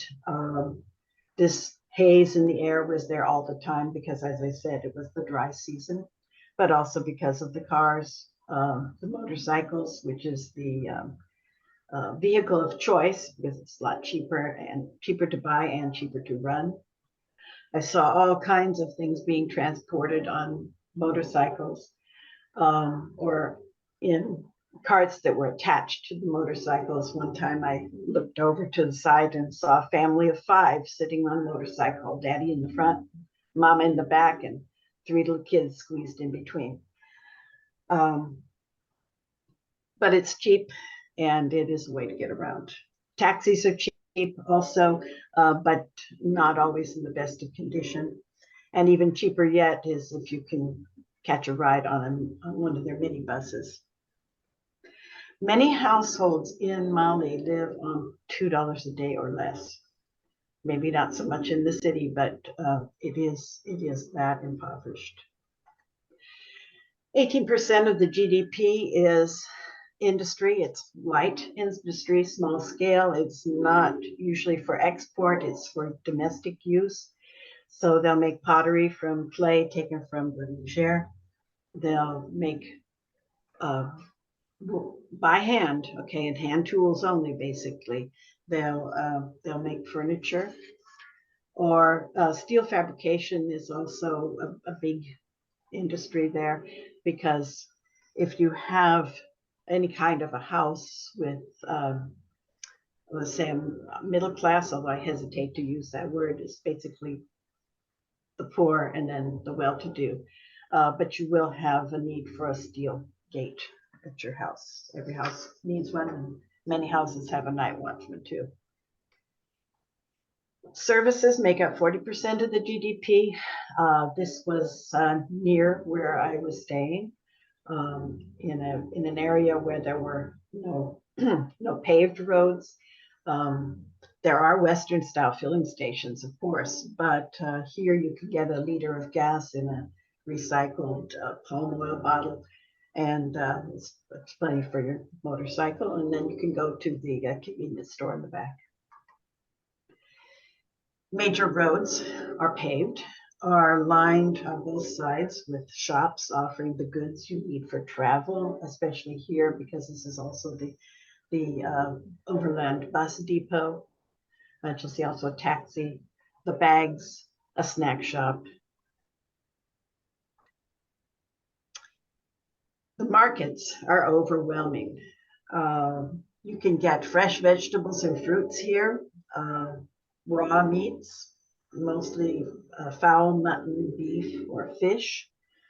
All of these, the vegetables, the fruits, the meat products, they all have to be sterilized when you take them home in a mild bleach solution before consumption because the flies are terrible. You'll also find fabric shops here and tailors, and you'll find a lot of discarded Western clothing, which is unfortunate, and that's another topic because the clothes that we send from the West ruin the market for the local fabric shops and tailors, but that's another subject. Along city streets, you'll find a few permanent businesses, such as Helena's. Helena became a good friend to me in the 6 weeks because she spoke French, and then we could communicate better about the tomatoes and fresh vegetables. And she paid rent for this little hole in the wall, but it was clean. And I found out that owners of shops such as these pay about half of their profit to the government in taxes. So it's a very difficult place to get any kind of support in trying to get any kind of loan to start a business in the first place. but it is commerce. There is a chronic currency shortage in Mali. The banking system is underdeveloped. Much of business is done with orange money or electronic payments, or you'll buy scratch cards or pay for things in advance. The CFA is the West African franc. It is fixed to the euro for its value. Currently, right now, a dollar is 600 CFA. So one of the smallest bill is the 500 CFA. It's probably worth about 80 cents. What you find, though, is that there's even more of a shortage of coins. So when you go shopping for food, you might find a few bits of candy in your small change when you go shopping. Large bills are difficult to use except for items like rent. No one has any of these smaller bills to give you change. Most business transactions are done electronically, and most internet access is done through the cell phone. The one-to-one ratio of cell phone in the country, of course, there are probably more cell phones in the city, but out in the countryside too. A cell phone is the way to access the internet.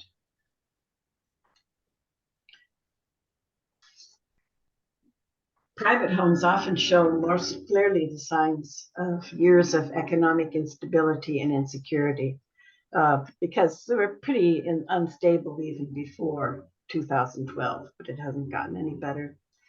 Many lots will show the outlines of houses, of walls yet to be.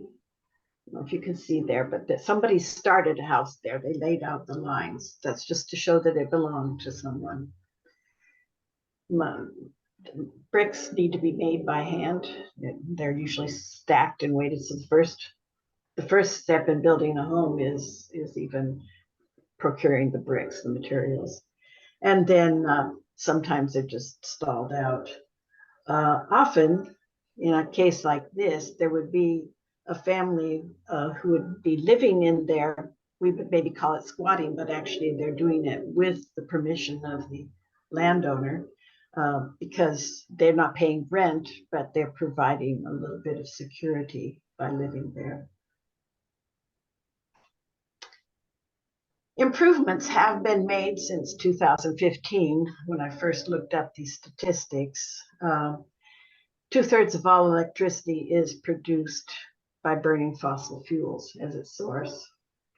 But now 86% have access to improved sanitation, whereas when I was there in 2015, I saw a lot more sewage in the open sewage than that.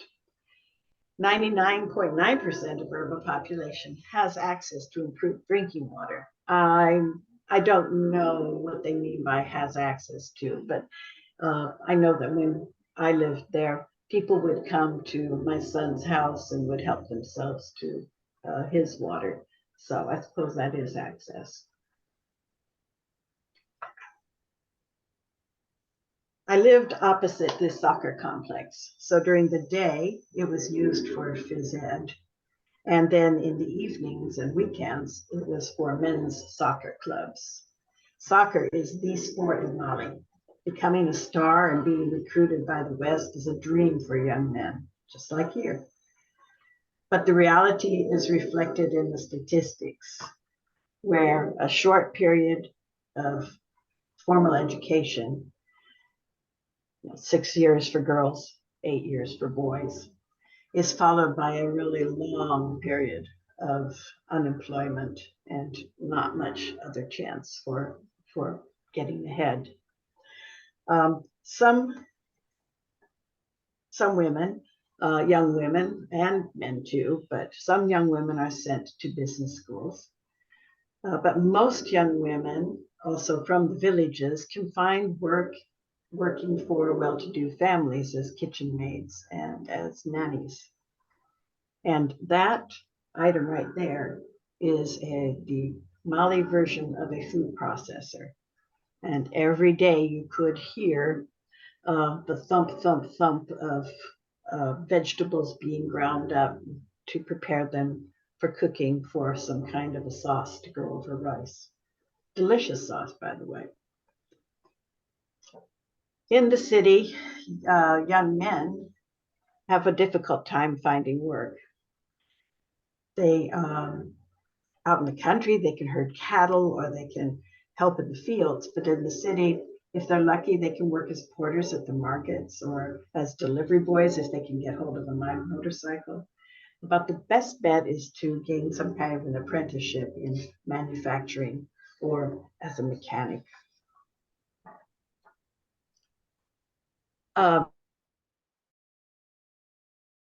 This chart shows how young this country is, and the growth rate is very high.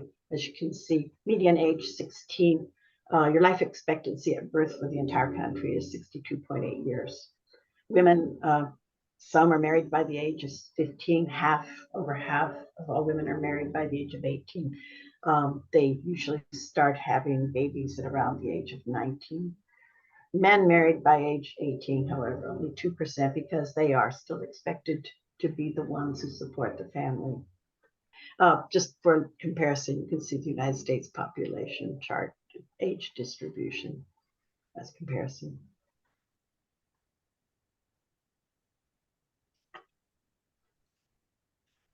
Okay. The South is much more densely populated, and that goes on into neighboring countries as well. As we said, desertification, but also the unrest in the northern areas with attacks happening.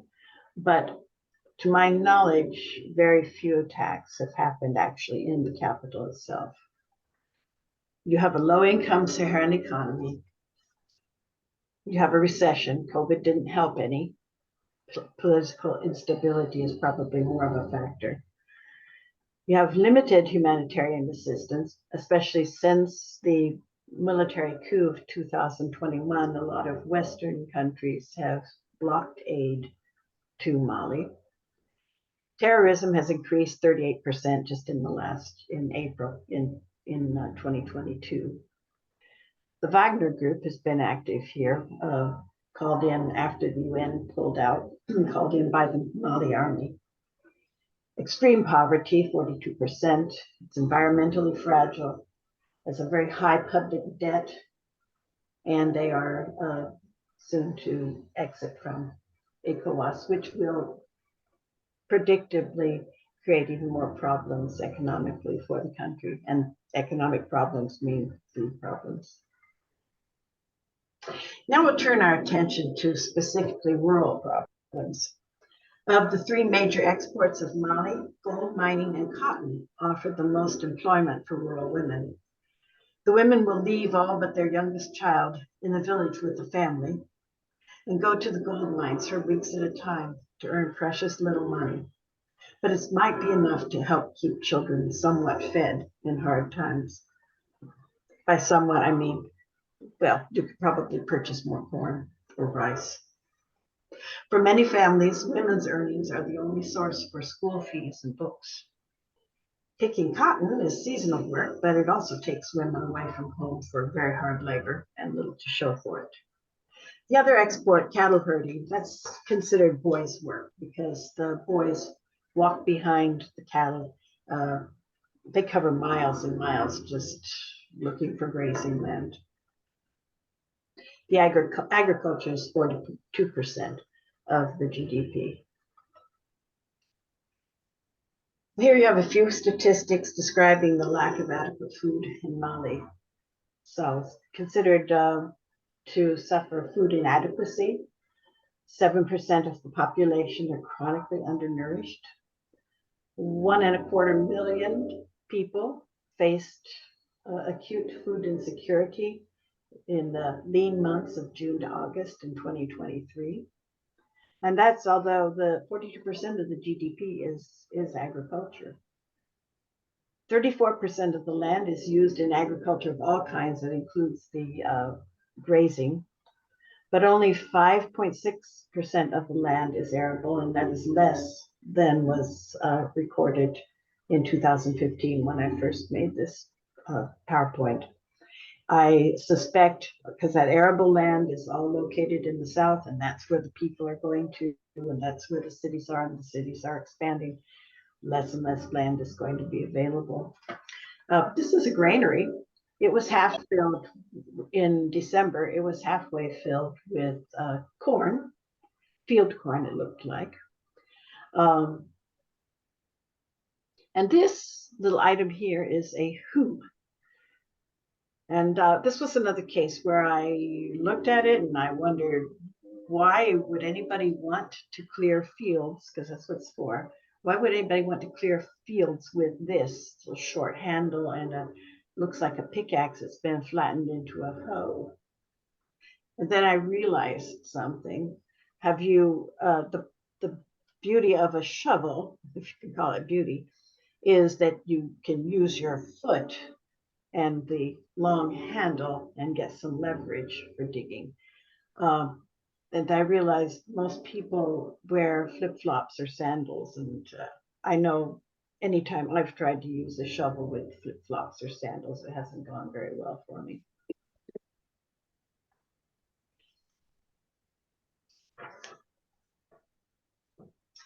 So most villages will have some access to electricity, improved water, and sanitation. In this lower picture here, this is the outhouse next to where the children are standing. I know because I had to use it. It is basically an outhouse. Generators are probably more common than they used to be because, again, any electricity that they have is going to have to be produced by burning fossil fuel.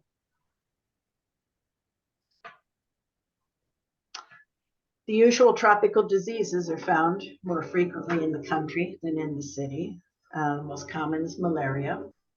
There have been attempts by various organizations to promote the use of mosquito nets, but usually it's only the well-to-do who use them. This young boy was kind of keeping back from the other children, and he was obviously just sweating it out. This was pretty heavy in statistics again. We'll start here. So many children under 5 are underweight. Mortality rate for children under 5, 108 girls per 1,000, 120 boys per 1,000. The infant mortality rate, 59 per 1,000. Maternal mortality rate, 44 per 10,000. Well, there are 13 physicians per 100,000 people, but that is for the country as a whole. And I know that more physicians practice in the cities than out in the villages. When you see statistics like that, you know it's just no wonder that every child's birthday is a cause for celebration. And of course, being malnourished leaves a child and her mother more susceptible to disease. Healthcare is not terribly expensive here, but it's hard to come by and it's limited in what it can do.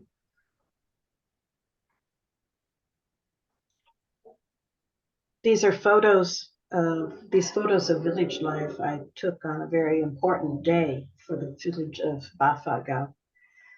It's located south of Bamako, about 3 hours by car. It was the first day of enrollment in a farmers support program organized by Myagro with the help of community leaders. I had the honor of attending this event with one of my son's co-workers. On the way there, she explained to me that our being there as Westerners would lend gravitas to the occasion. And it really was an occasion. Basically, the entire village turned out, including this gentleman who asked me at one point, how far was where I live from where Vietnam was? And when I told him it was about as far from Vietnam as it is from Vietnam to here, he just shook his head.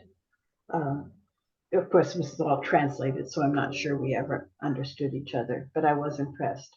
He was a veteran of the war because when France was in Vietnam, many Africans were drafted to fight.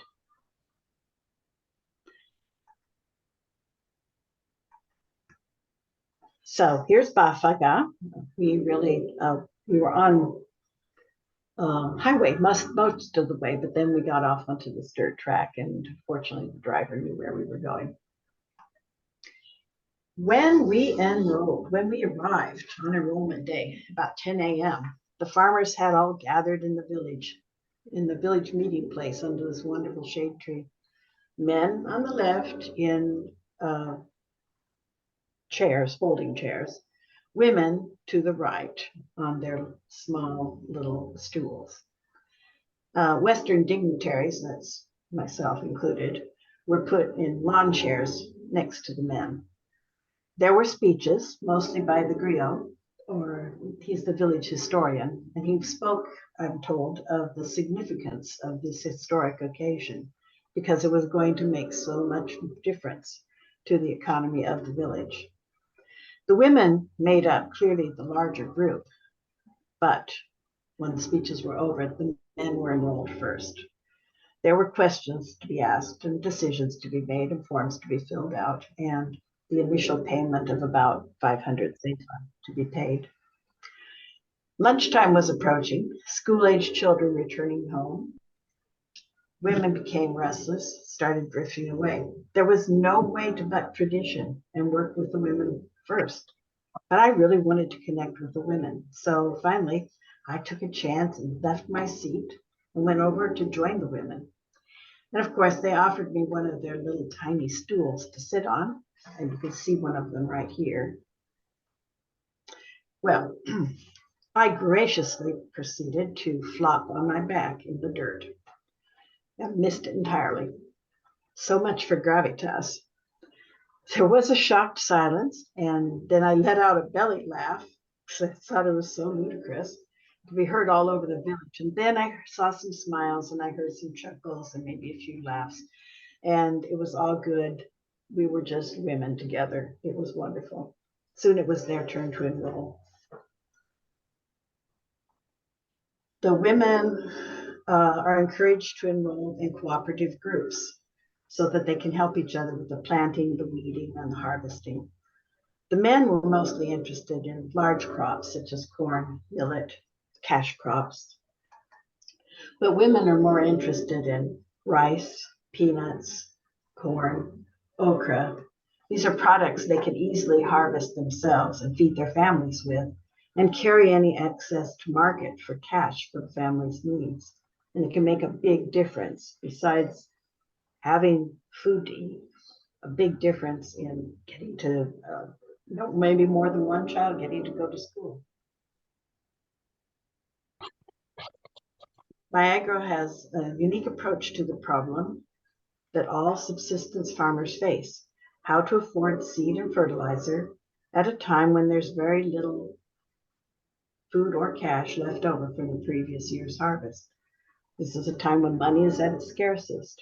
Traditionally, there have been programs that have offered credit to smallholder farmers like this. Well, but what if the crops fail? Then you've taken out a loan and you have nothing to pay it back with. Niagara does layaway.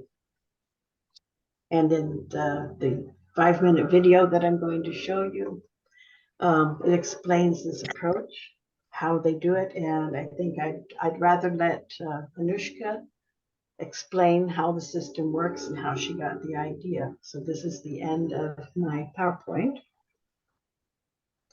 Stop share, I guess. Okay. So were there any questions at this time?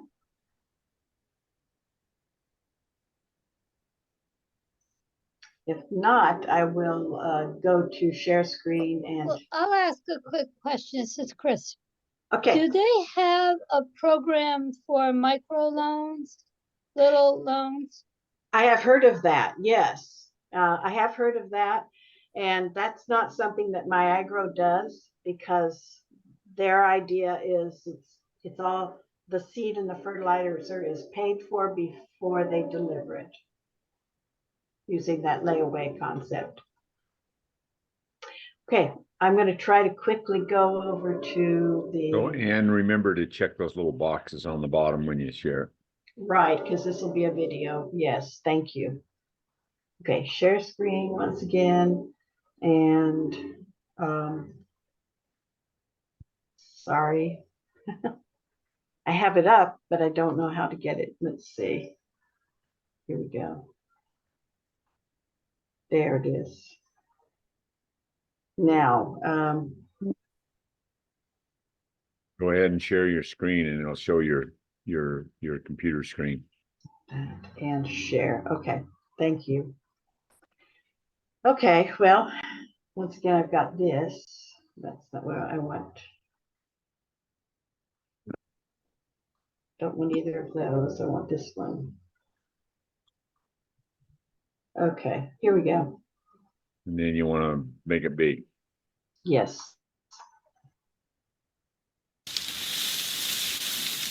parce que tool bi comme dafa yaatu pour def ko fumier ba mu kii mu si doon am problème parce que damay def fii bala xam pour collecter waat fumier bu bëri pour def ko si il faut nga am 2 ans après fii su 2 ans yi ma tey fii day dee. There are 2 billion people globally who are living under $2 a day, and 80% of them are smallholder farmers. Smallholder farmers essentially have a cash flow problem. So there.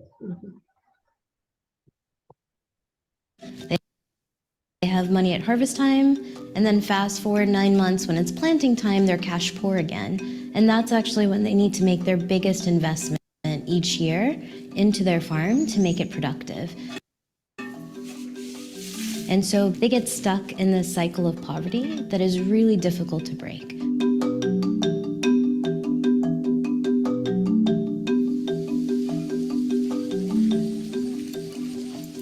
I was really struggling with this idea of how can we reach 1.6 billion smallholder farmers in a way that is efficient. And I was in this really rural, remote part of Rwanda, and I kept going to the same little boutique over and over again, buying phone credit. And I was striking conversation with this boutique owner, and she knew the profit margins of every product she sold. She knew her customers, and the light bulb went off. Why aren't we selling seeds and fertilizer through these vendors? They have the same customer network that I'd like to serve. And the reason that vendors aren't selling seeds and fertilizer already is because there's a big upfront investment, and their stores are very small. They're packed with as many products that they can sell. They don't have room to store seeds and fertilizer, but they do have room to sell scratch cards.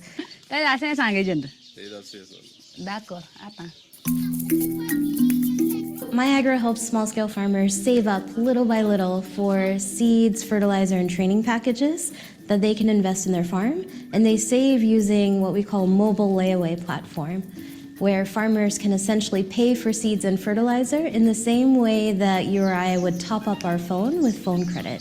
samay producteur su ñëwee di jënd si carte dama jël seen xaalis xoosal leen benn carte envoyé leen arrêté leen ko seen carte na joxaat leen seen carte ak seen pochette ñu dem. We enroll farmers at harvest time when they have the most amount of cash, help them do some planning about what they want to plant the next season.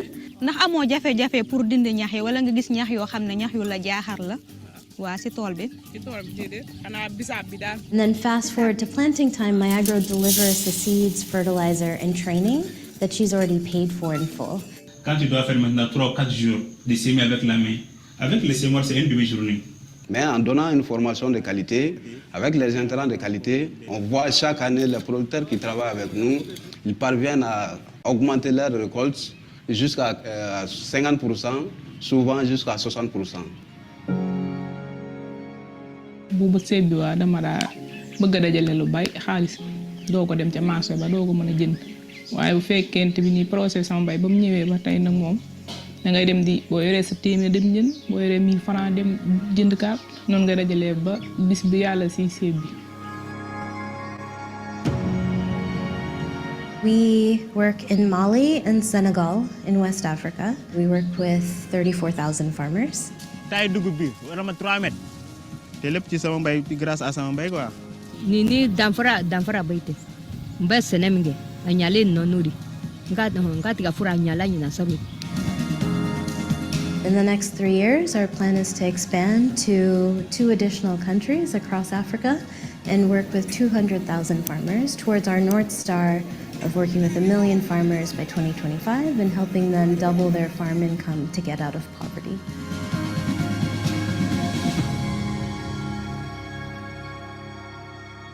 Yeah.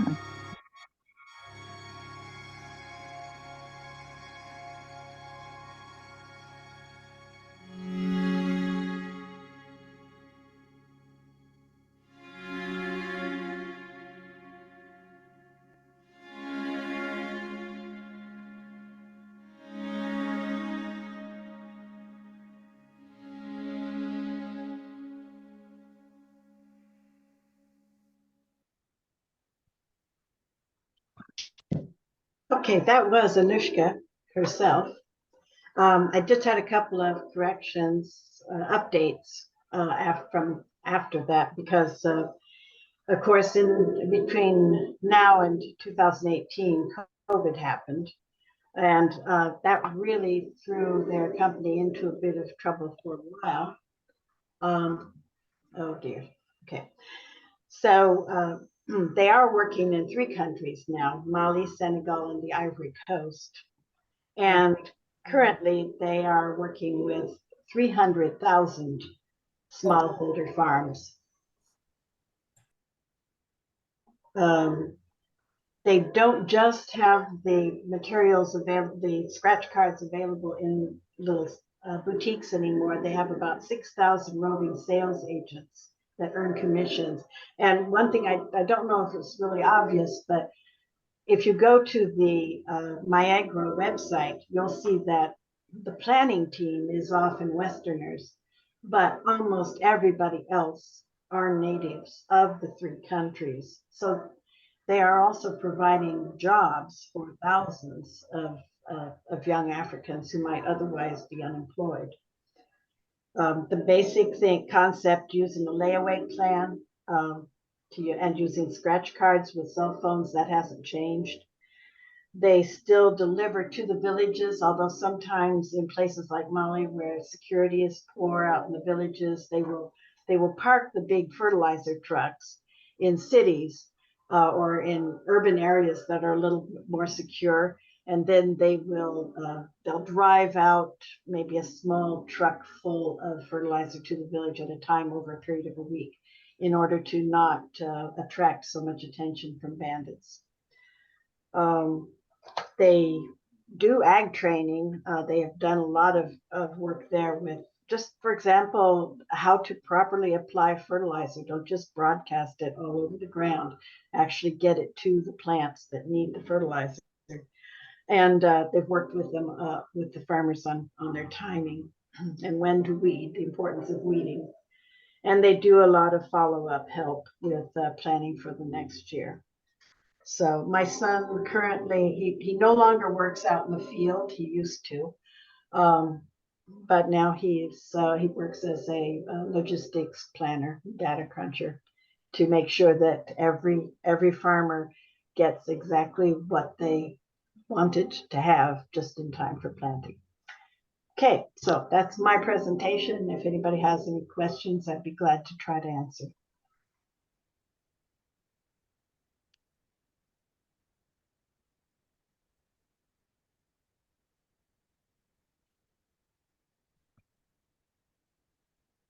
Thank you very, very much. I was Peace Corps volunteer in Colombia, South America, many years ago, so this brings back memories. I loved it. I would, well, when my son went over, I was only 60, and he said, "Mom, you really should join me. You'd love it here." I thought, well, honey, I don't know. I think I might have missed that boat, but yeah. Fascinating. Thank you so much for sharing with us, Anne. That is such a neat story and a very good perspective of what's happening in other countries as far as the food situation everywhere. So Yeah, thank you. we Yeah, thank you for doing that for us. happy to do so. Are there any other things that we need to discuss or wrap up? I'm wondering if my board members could stay on a little bit afterwards. Is that okay, Scott? Yes, Okay, so and I'll stop the recording when. yeah, you can stop the recording. If the board members could stay, we might have a little bit of debriefing for us. If you want to stay, Ann, that would be fine too. I don't know if you have any.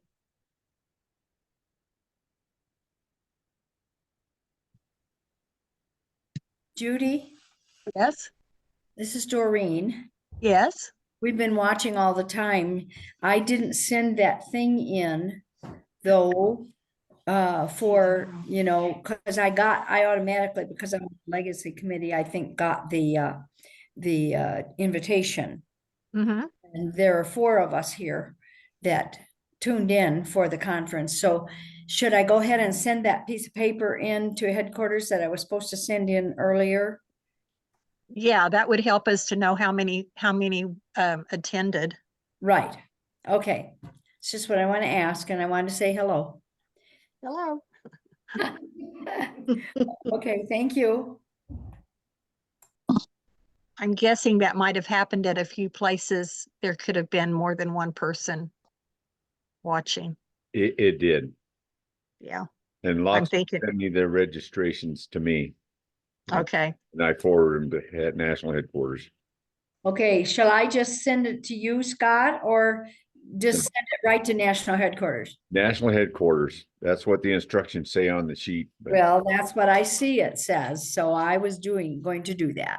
well, I don't feel bad when people send it to me. I just forward it to Judy Jones. Yeah. Headquarters. Okay, thank you. I ask a question? Yes. Oh. What time is it there?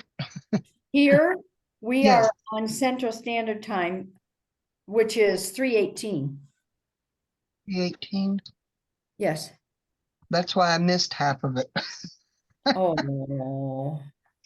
Is there a possibility to get signed in on the later one this afternoon or this evening? It's the same link. Same link? Okay, Yeah. thank you And very it'll much. be 7 o'clock Central Time. 7 o'clock Central Time, and you are right now 1 hour difference because it is 4:18 now. Yes, Yes, that's correct. so it's 1 hour difference. Yes. All right, It's 4:18 where? on the East Coast. Eastern Standard Time is. I got it. 4:18. Got it. Okay.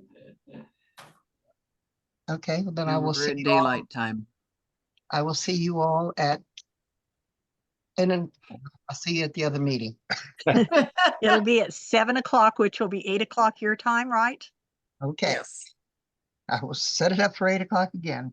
5 o'clock my time and 4 o'clock in Alaska. And we got some coming. That's what I was doing, because the first time I had a meeting with Scott, I was 3 hours early. I was sitting there looking at the Zoom thing like, yeah, okay, what are you gonna do? I have a question. My friend Ella Parker and I from Tennessee did not register.